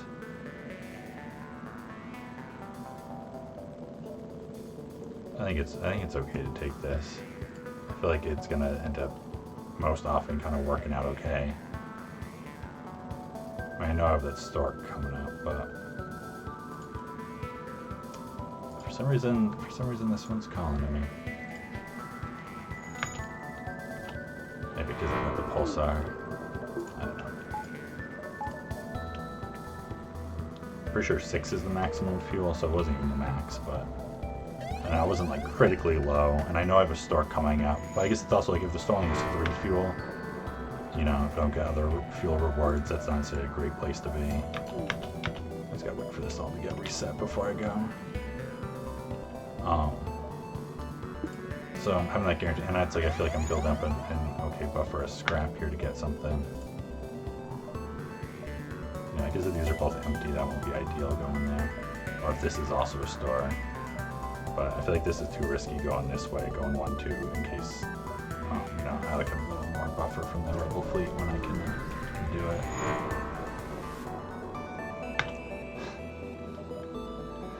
I mean, okay, like.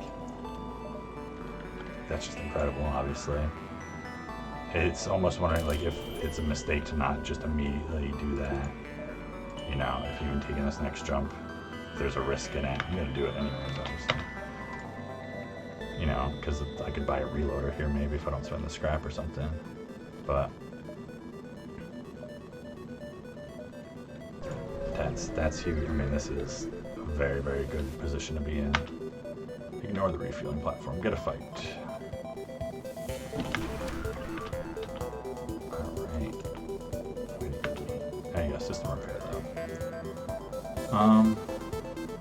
Because like I could try for a crew kill here. It's gonna be a little tricky with the system repair and the NG. 5 drone parts. Let me check to see if it actually matters even.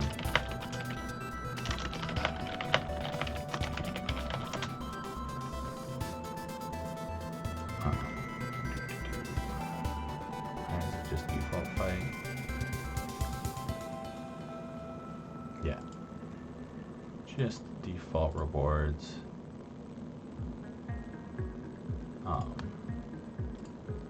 Which, you know, makes crew killing have some value. Yeah, we're in Sector 2. We're still in Sector 2. Getting close to the end of Sector 2, though.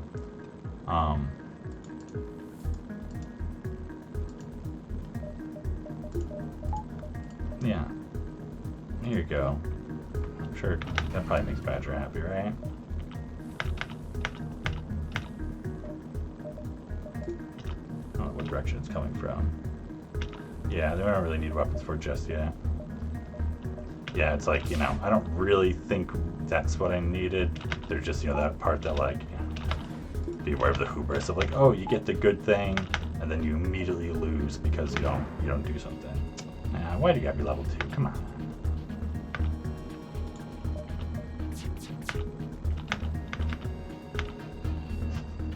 Miss.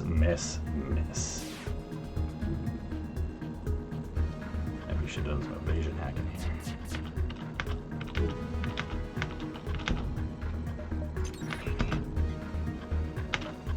It's like they're gonna start getting this back online real quick, but maybe I'll get a fire or something, you know, I don't know. Also, this breaks up their ship in a nice way, so it's probably worth doing something like this, honestly. Of course, the Banshee's going there.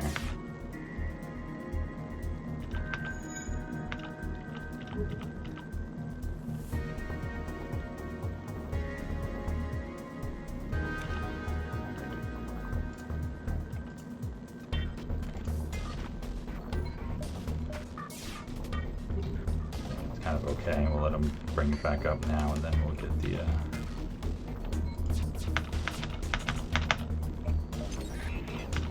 hack again. Nice. Still went down. Bring him down a bit lower.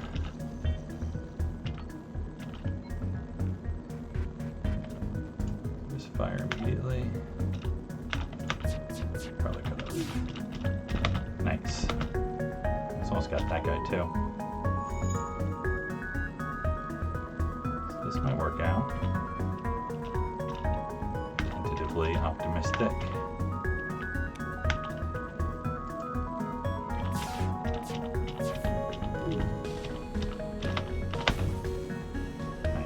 That's great.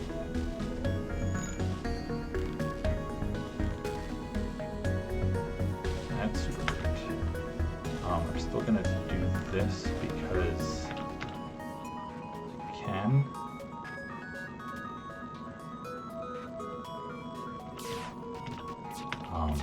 And surrender offers.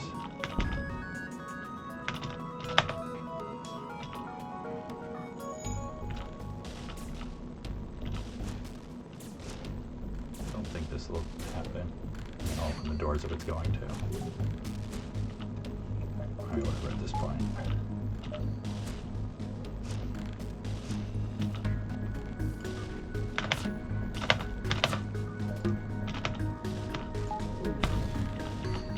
I'll hit the drone.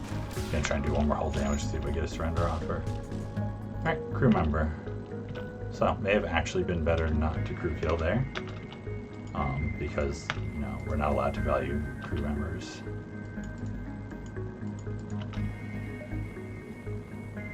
But it is nice having another NG. That is useful. Our repair speed is very, very good now.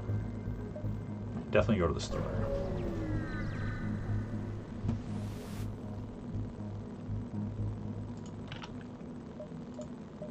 Alright. Scanners. Battery. Crew. But yeah, I'm doing okay because I got the weapons. We do have another store we can jump to if we want to. It doesn't feel like there's quite as much value going to stores right now because you know, I've got a great weapon to bring online. It's going to take most of my scrap. It's going to take 60 of it. Do want some fuel. Considering the battery, you know, how much is it going to put me off doing this? Because I only want power to bring that up anyways. It makes it slightly less likely I'll find cloaking for a while. Because it'll put me up to 1 away from max systems. But make weapons slightly more likely to appear.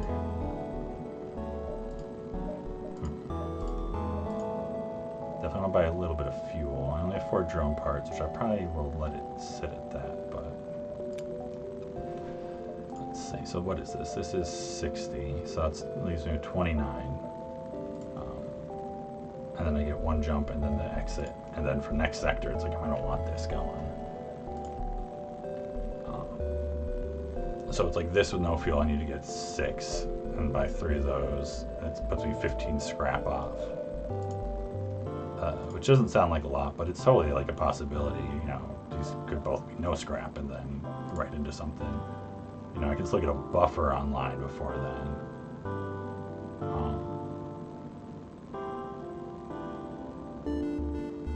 You know, I mean, already battery's cheaper than buying 2 power bars. And then has some other value in fights, ion storms and stuff. You know, I mean, the scanners, I only need 1 scrap. And then Crow would admonish me, probably publicly or something.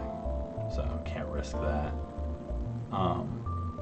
You like badges for ion storms, but being able to whip out online in Sector 3 might be more important. Yeah, I mean, that's kind of like where I'm at, you know.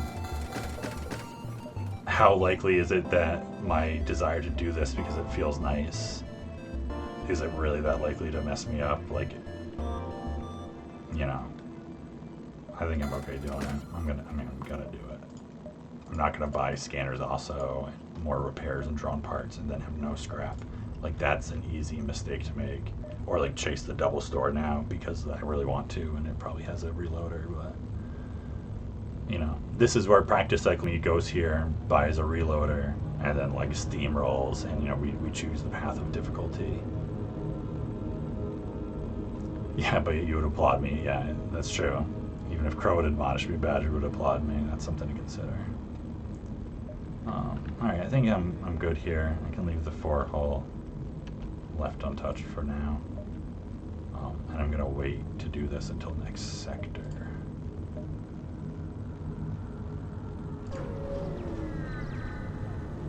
It's gonna be fine. I set up as is entering sector 3 until you get weapons for. Yeah, like I think I'll be okay. You know, maybe you should have bought the buffer already. But you know, we'll see if we get punished for that here. In the asteroid field, they're gonna be boarding me. Have a way to heal. Like, I could be greedy and go for a crew kill, possibly. But I feel like that's a bad idea. I guess I'm just gonna, I mean, it's really not that threatening. It's the asteroids that complicate it. Because otherwise, it's just, you know, unless this is an ion bomb, which totally could be. Do I even use a drone part necessarily? Let's see what's going on. It's also where having another crew member makes it a little easier to deal with borders, even if it's an NG.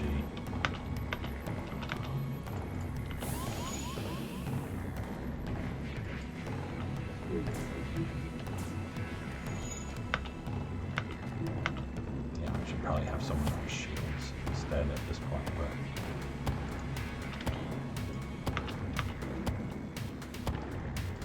put this into weapons.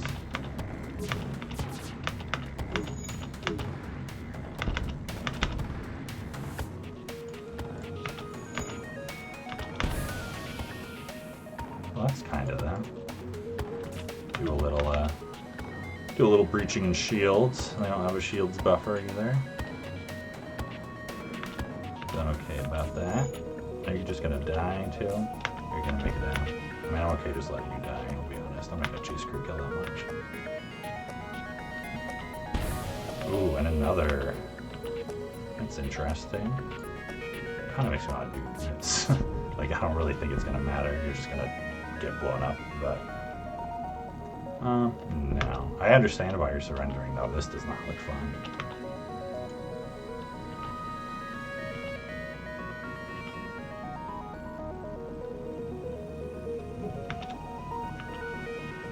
Well, there's a chance, like...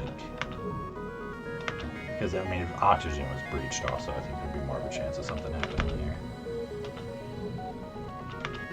You're not getting real health and shields yet. Yeah, no, there's no way you're gonna, like... Yeah, goodbye. Let's shoot you also. I don't need the training, though. What do we get? 18 scrap. 2 fuel. Alright. So what's that? That puts me, like, 2 scrap off or something? Or is that already enough? It's already enough, isn't it? Nice. I just can't do it because I'm master fuel. But yeah, I just need 25, 35, that's 60. Easy peasy, weapons 4. Apparently easy peasy has been like my phrase going on here. Ooh, a store. We're just going to the exit. Let's see. Into sector 2, it's after 1 o'clock already. Definitely explore. Hey, 5 full damage. I'm glad that I'm at least up to there. Oh, jeez. Ugh. Unfriendly.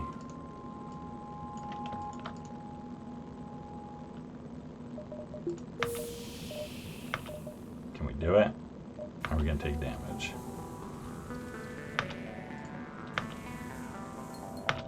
Oh, we did it. Put the fire out in time. Saved ourselves the whole damage. Alright, let's go. Heal up.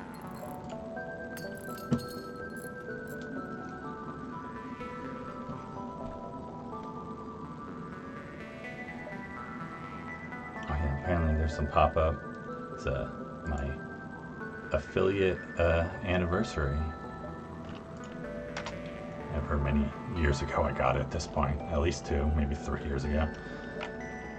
Probably 3 years ago. That's crazy. But yeah, so thanks everyone who's followed me over the years. All the many gaps. Glad to have the company. Thought the room being invented was already max firefighting. I can't remember. Maybe it does an add-on to it. I thought all the things were cumulative. Which is why there's a point where it's like you can always be safe with it. But that is something that I can't remember.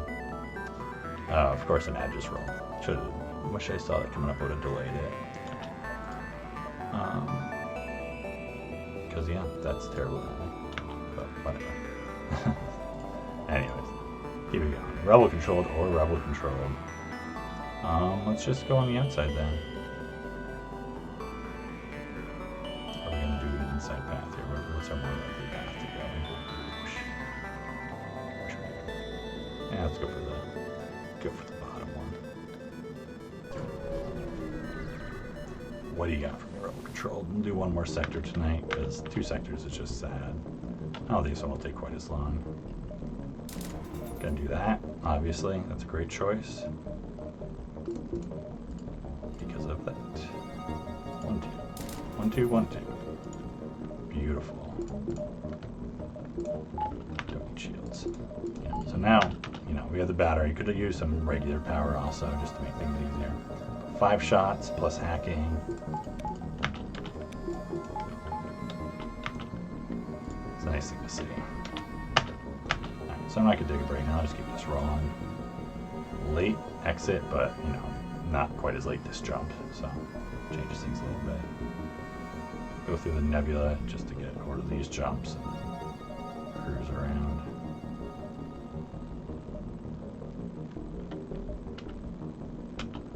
Alright, let's go for it. We'll attempt to follow. Alright, rebel ship. Got some weapons going on. No boarding though, so that's nice. I want to do that. And we'll do this. 5 shots.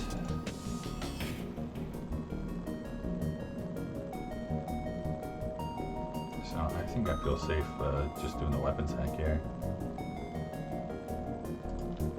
When the mid-game scares me the most as far as run-ending encounters. I mean, there's definitely the double drone fight. You know, everyone talks about it. Whichever way it comes, double drones and a hazard or zone shield stuff or whatever. You know, the double offensive drone stacked up with any other challenges is just always an awful one.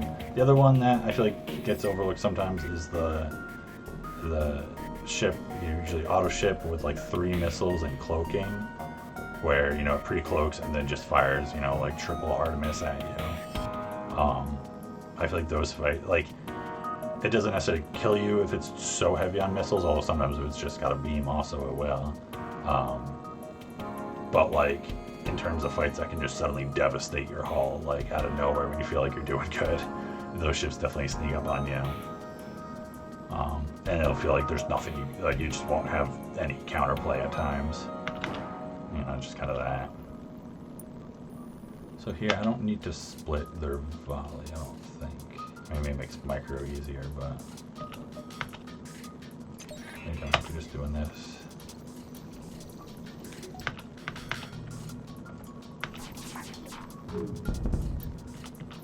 Alright, 0 misses, that makes that easy.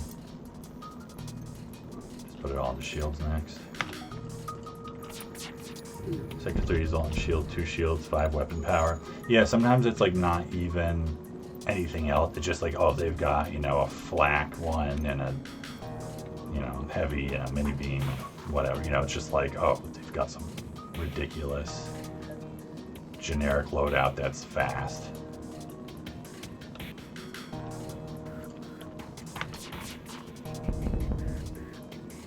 So we see one route gain, defense drone 1, anti-drone setups being one of the strongest builds, especially find some piece of free. Yeah, I mean, I definitely underrate drones. There's a lot to be said for what drones can do for you.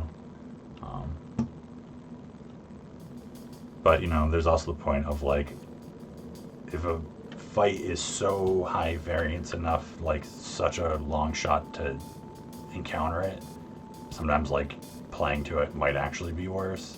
I don't know. You know, like, if it starts opening up chance of losing to other things or just being more likely to lose or make mistakes. Sector 3, it's not enough now. Yeah, that's better. So, having 5 shots is nice. I'm gonna buy one of these, because I feel like I'm just like one short. You know, I don't like having it be shields and weapons and nothing else, except for battery. I want to be able to like do one thing before my battery's going. It's kind of where I land with that kind of micro.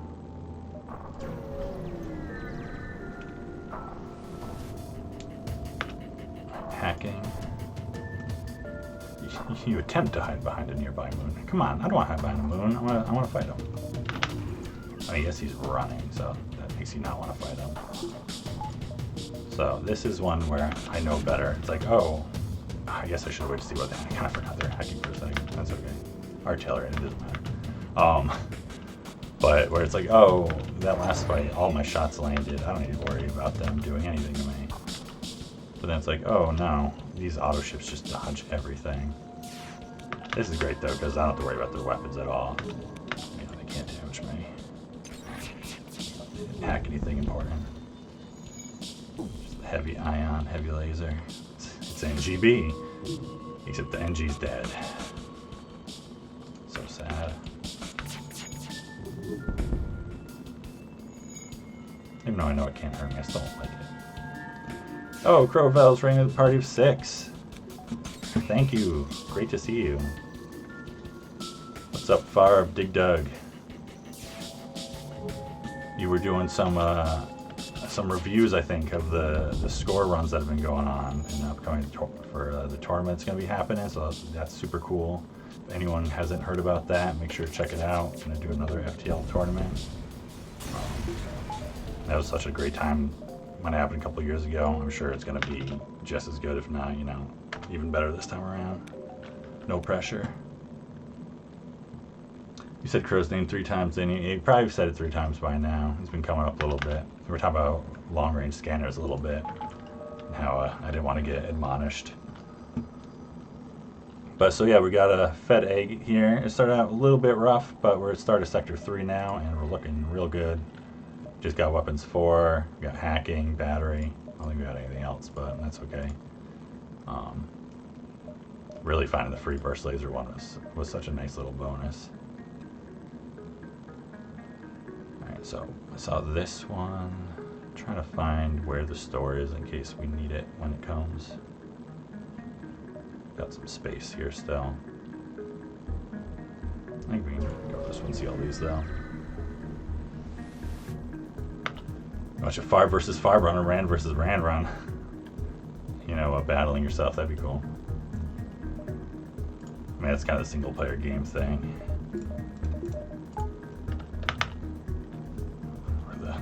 Sometimes you hear that's like the best perspective to have with win rate, you know. It's just you playing against yourself. Don't care about the streak or anything else.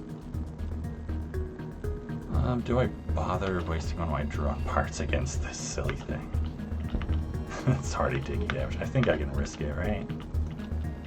Famous last words. Hopefully not.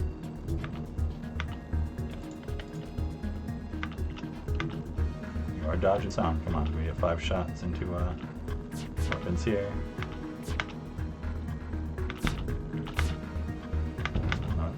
Solid place for Fed A to be in Sector 3? Yeah, absolutely solid place. Sector 1 was like, had some classic Fed A shenanigans in the beginning. You know, I took a jump being like, oh, this, you know, I'm worried about this jump because if it's a Rebel Scout jumping away, it's going to set me up for like disaster. And then it was that. But I was able to jump away a few frames before it. So like recovered, you know. And then we just made a bunch of scrap. Some double rewards. We got hacking right at the end of it. So worked out pretty good. Going for the artillery. That's okay. Probably should have microed power into engines, but you know, my crew is trying to make up for me being a little bit lazy here. I appreciate that. And missile didn't fire, so that's great. And then yeah, you know, I'm also going to take credit for you know, taking a nice easy pace in Sector 1 and did quite a bit of weapon training, depowering stuff, which definitely felt like a good choice with some of the other fights that went on.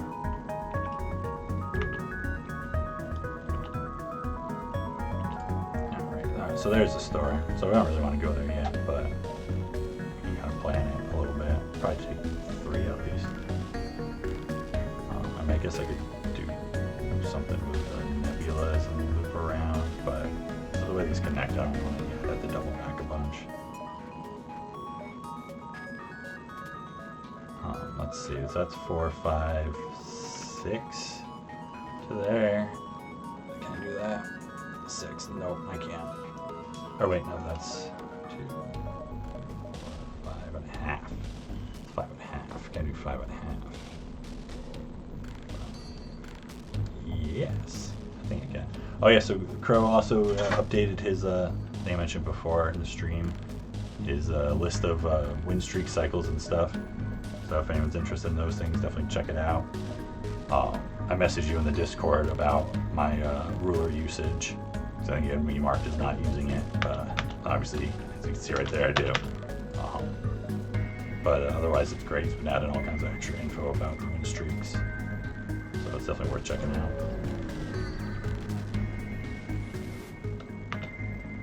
Alright, yeah, I'll give him the missiles. I'll go for it. What are we going for? FTL recharge booster. Something I can sell. Not for a whole lot, but, you know, unless I find a missile weapon or the thing that just, you know, the really good event where you sell them for scrap, just be sitting on them.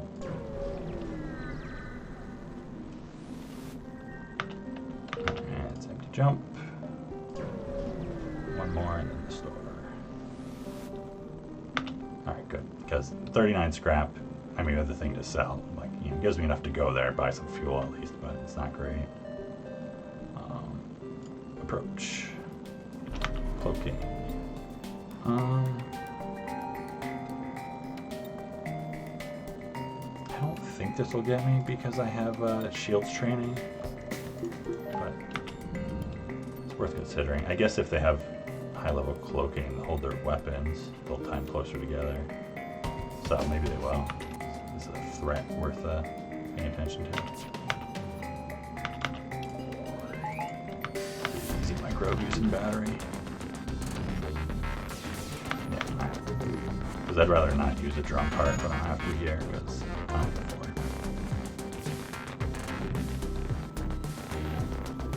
I'll take the slow route, just trying to make it a safe fight first. Damage out on him. Left cloak again. Takes a little longer, but easy peasy kind of way to do it.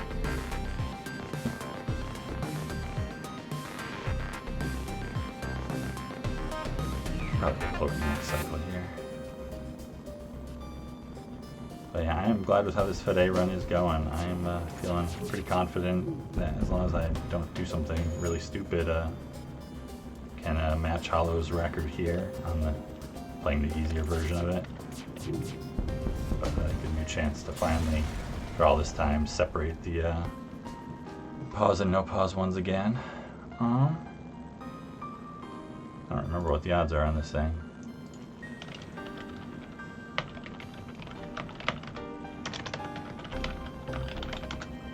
I think it's just worth using the hacking drone and you get the reward and the delay or something.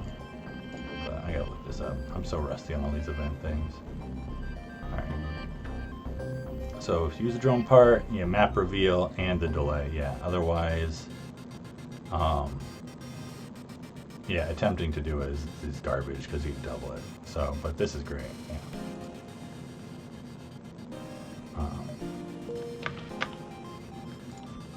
That feels very worthwhile.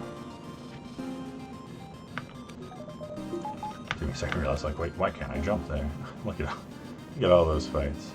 Alright, so we got the delay also. If I wanted to get another jump before the store, but then I'm gonna like waste it. Just kind of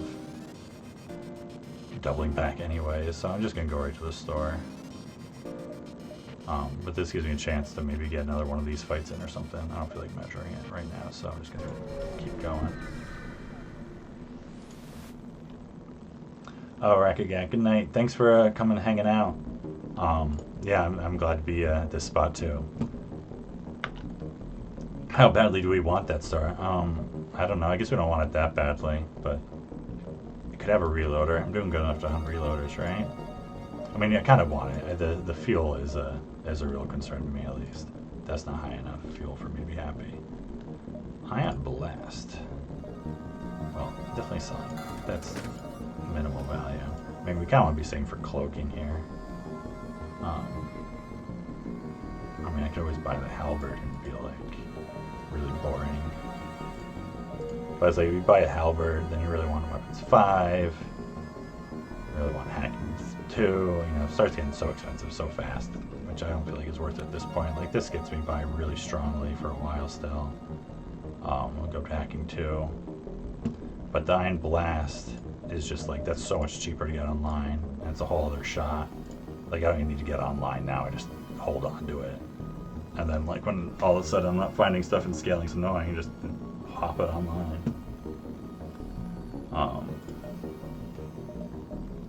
Halberd's so boring. And it's like, I don't know. I feel like that starts introducing a little more chance of actually a gross fight messing me up if I do halberd and have to stretch for that. Like, get the value, and I'm not gonna like buy it and sell the. I mean, I guess I'd be buy it and sell that to get online, which that seems even dumber. But I like that. I'm gonna buy it. I feel like I'm doing good enough everywhere else that that's totally fine to do. I'm gonna buy all the fuel. I'm gonna fix up like that, and I'm gonna buy 2.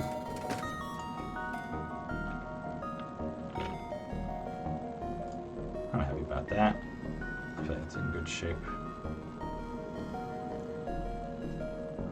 And it's like, probably won't really spend scrap this sector otherwise, but, you know, maybe it will. Things I'll be considering, hacking 2, probably some more power. Could pick up engines 3 if I want to be able to run a little better at some point. You know, just a little safety, extra safety. Right now we just kind of want to farm up scrap, start improving our ship, because we're can make a very strong ship here with just what we got. Alright, so that's good. Nothing else to sell, right? Yeah, let's keep it moving.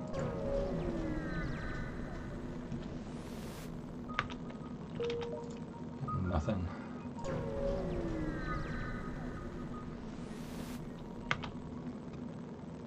Attack the ship.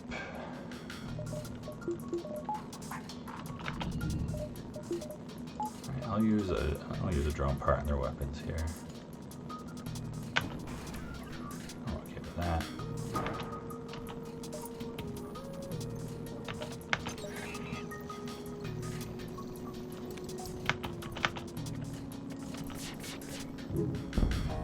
Alright, Artemis off. That's nice. And let's see. I don't know, let's split this up. We got a little bit of time because he's got a repair call up before he puts the Artemis back online. So we can do some damage to their shields here.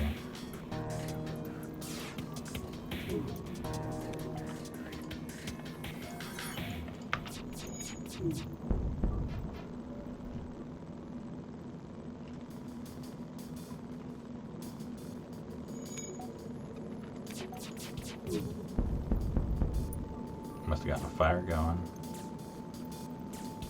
See what happens here for a minute. But I don't think it's gonna work out because they got a med bay and stuff. And this just started up. So yeah, I'm not gonna bother waiting around, that's not gonna work out. Even with like perfect RNG, there's no way that one works out. Alright, make some scrap. So what do we got? We got this thing. So I'm not upgrading piloting, and if it comes to it, I'm probably throwing a crew into the nebula. It's gonna be this guy, unfortunately. Right, but we'll see what happens. What's my power? Alright, so upgrading my power here won't change how much I actually have for the nebula, so I won't mess with that. Alright, so whatever. How much longer do I think I'll be streaming for? I'm probably just going to finish off this sector and then call it a night. Like, I have the energy to do one more sector, but Sector 4, Sector 4 can go bad. And so if it's, like, it turns into a really long thing, I don't want to stretch it. Fire beam.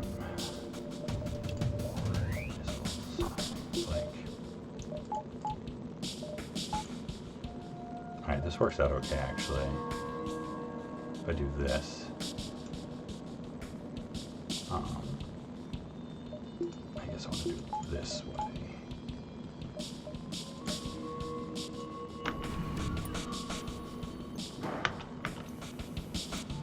Just Toledo.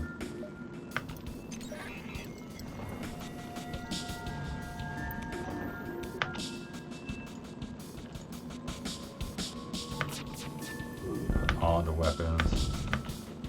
Alright. And then it's like, okay, I'm fine here. I actually dodge a bunch of stuff. That doesn't matter that much. Do this because maybe I can drop my shields and firing with both weapons.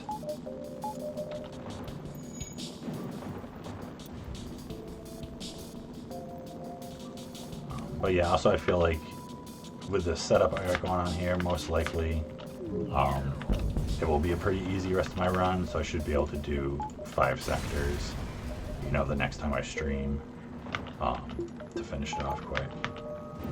Ideally I had like dreams of doing this whole run in one go so I'd know what the next ship would be, but that's definitely not happening. Like, it'd be a mistake. I gotta work tomorrow. But as to when I'll be streaming next, all I can say is it's most likely not going to be tomorrow night. Because I got stuff going on tomorrow night. Pulsar fight. So annoying. But there's a decent chance it'll be over the weekend, Saturday or Sunday. Especially since, I'm going to feel pretty set up here going forward unless something horrible happens. Gonna oxygen hack me again? Are we doing that again? Got some gross stuff with that Sector 1, right? I know you're doing the med bay, that's fine. I mean, your weapons can hurt me here.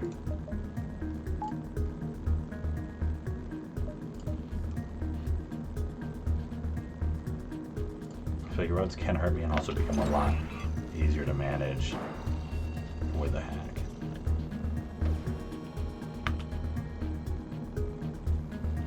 It's just like splitting your volley up or something really changes things.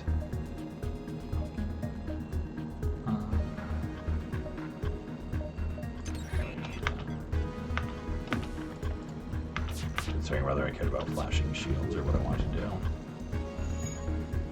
But I'm happy with doing it this way.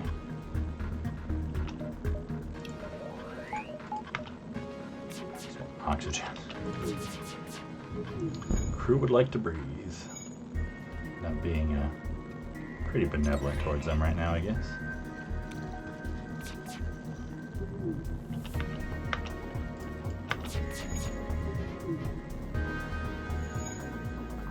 Of course, all the misses.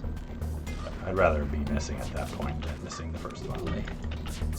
Go back to target piloting. There.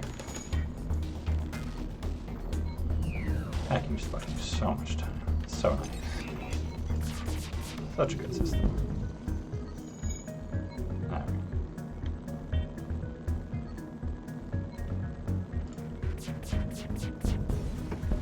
There we go. 19 scrap. Right, so I want to get my oxygen up and stuff before I go to this pulsar. Because pulsars can be gross. I'm almost considering if it is worth spending any scrap on something before it. But I think I'm okay with what I got going on. We're just Sector 3. Feels like it should be later in the game because of how long it's taking me to get here, but that's kind of part of the course. Alright, that's good enough. What do you got for me, pulsar?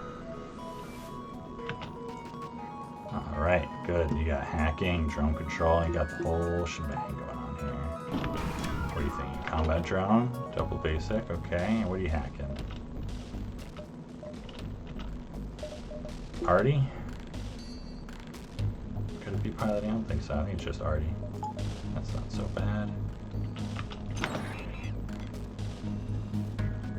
And now the moment where we think about what we want to be doing. Combat drone. I'll be doing weapons. How do we want to be taking damage? The nice thing about drone control is its location on the ship. There's also a chance they have a system repair drone, which I probably should have been checking already. But yeah, I'm going for it. I'm gonna get it on there right away. Yep, they do have a system repair drone.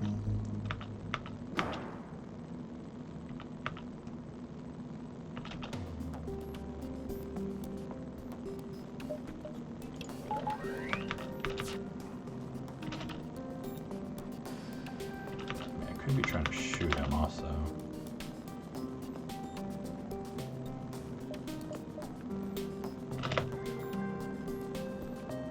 I guess that's what I am going to do here.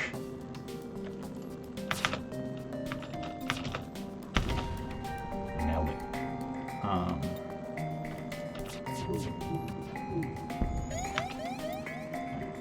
Splits those up at least also. I'll flash shields here.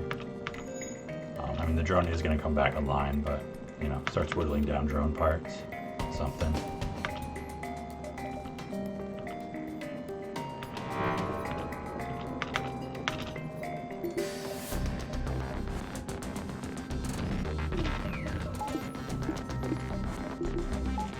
Battery piloting. Alright.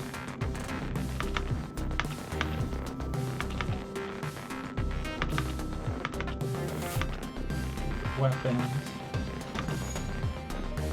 Being the drone control, I'll swap you in case that drone pops up here. I don't mind getting it again. Alright, shields online, nice. Weapons. Down. Oh. Yeah, just missed him. But I think even though the timing was right, I think he's dodging there anyways. But that's okay. We've got shields up now, the other weapons are down. And Cometron's down.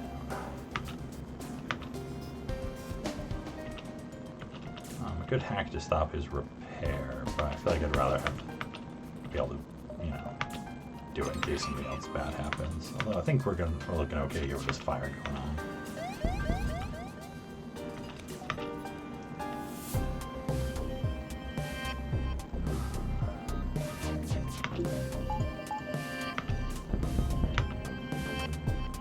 Live fuel is nice, but you know, I did that surrender before for 5 fuel, but I don't need all those missiles, and sector 3 to 10 scraps is not that good. And I feel pretty safe in this fight at this moment. This time I'm going to leave the shield up, so my weapons don't get hit.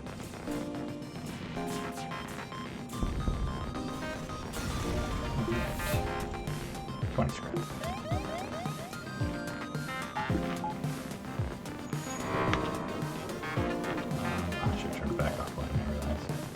Maybe FTL will be ready.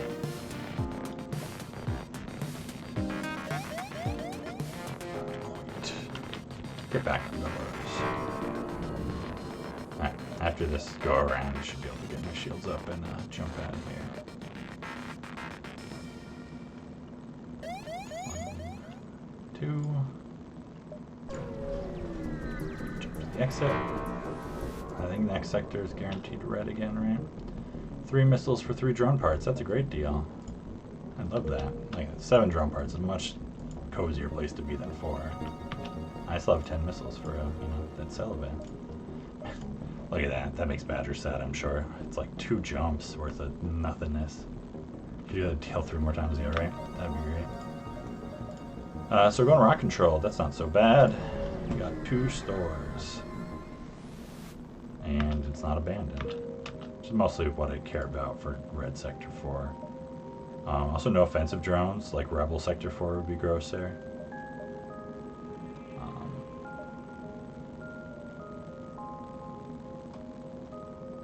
Like, seemingly, it's not so bad. You gotta kind of go up and around here.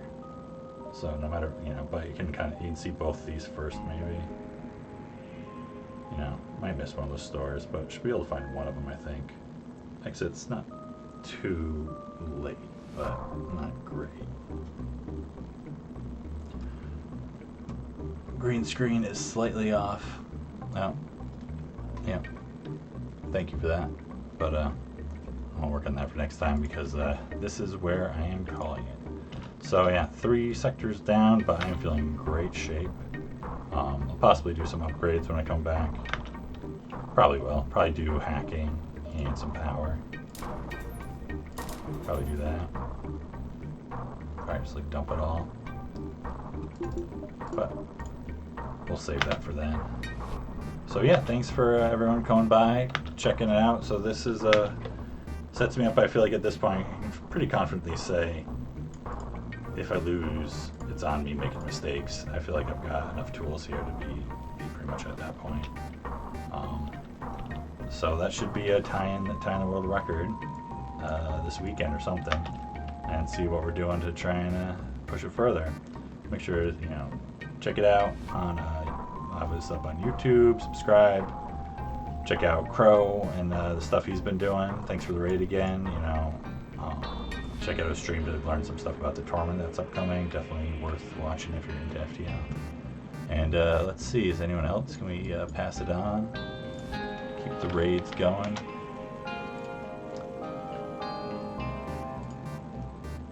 Yeah, and Powers is still playing, so let's go send the raid his way.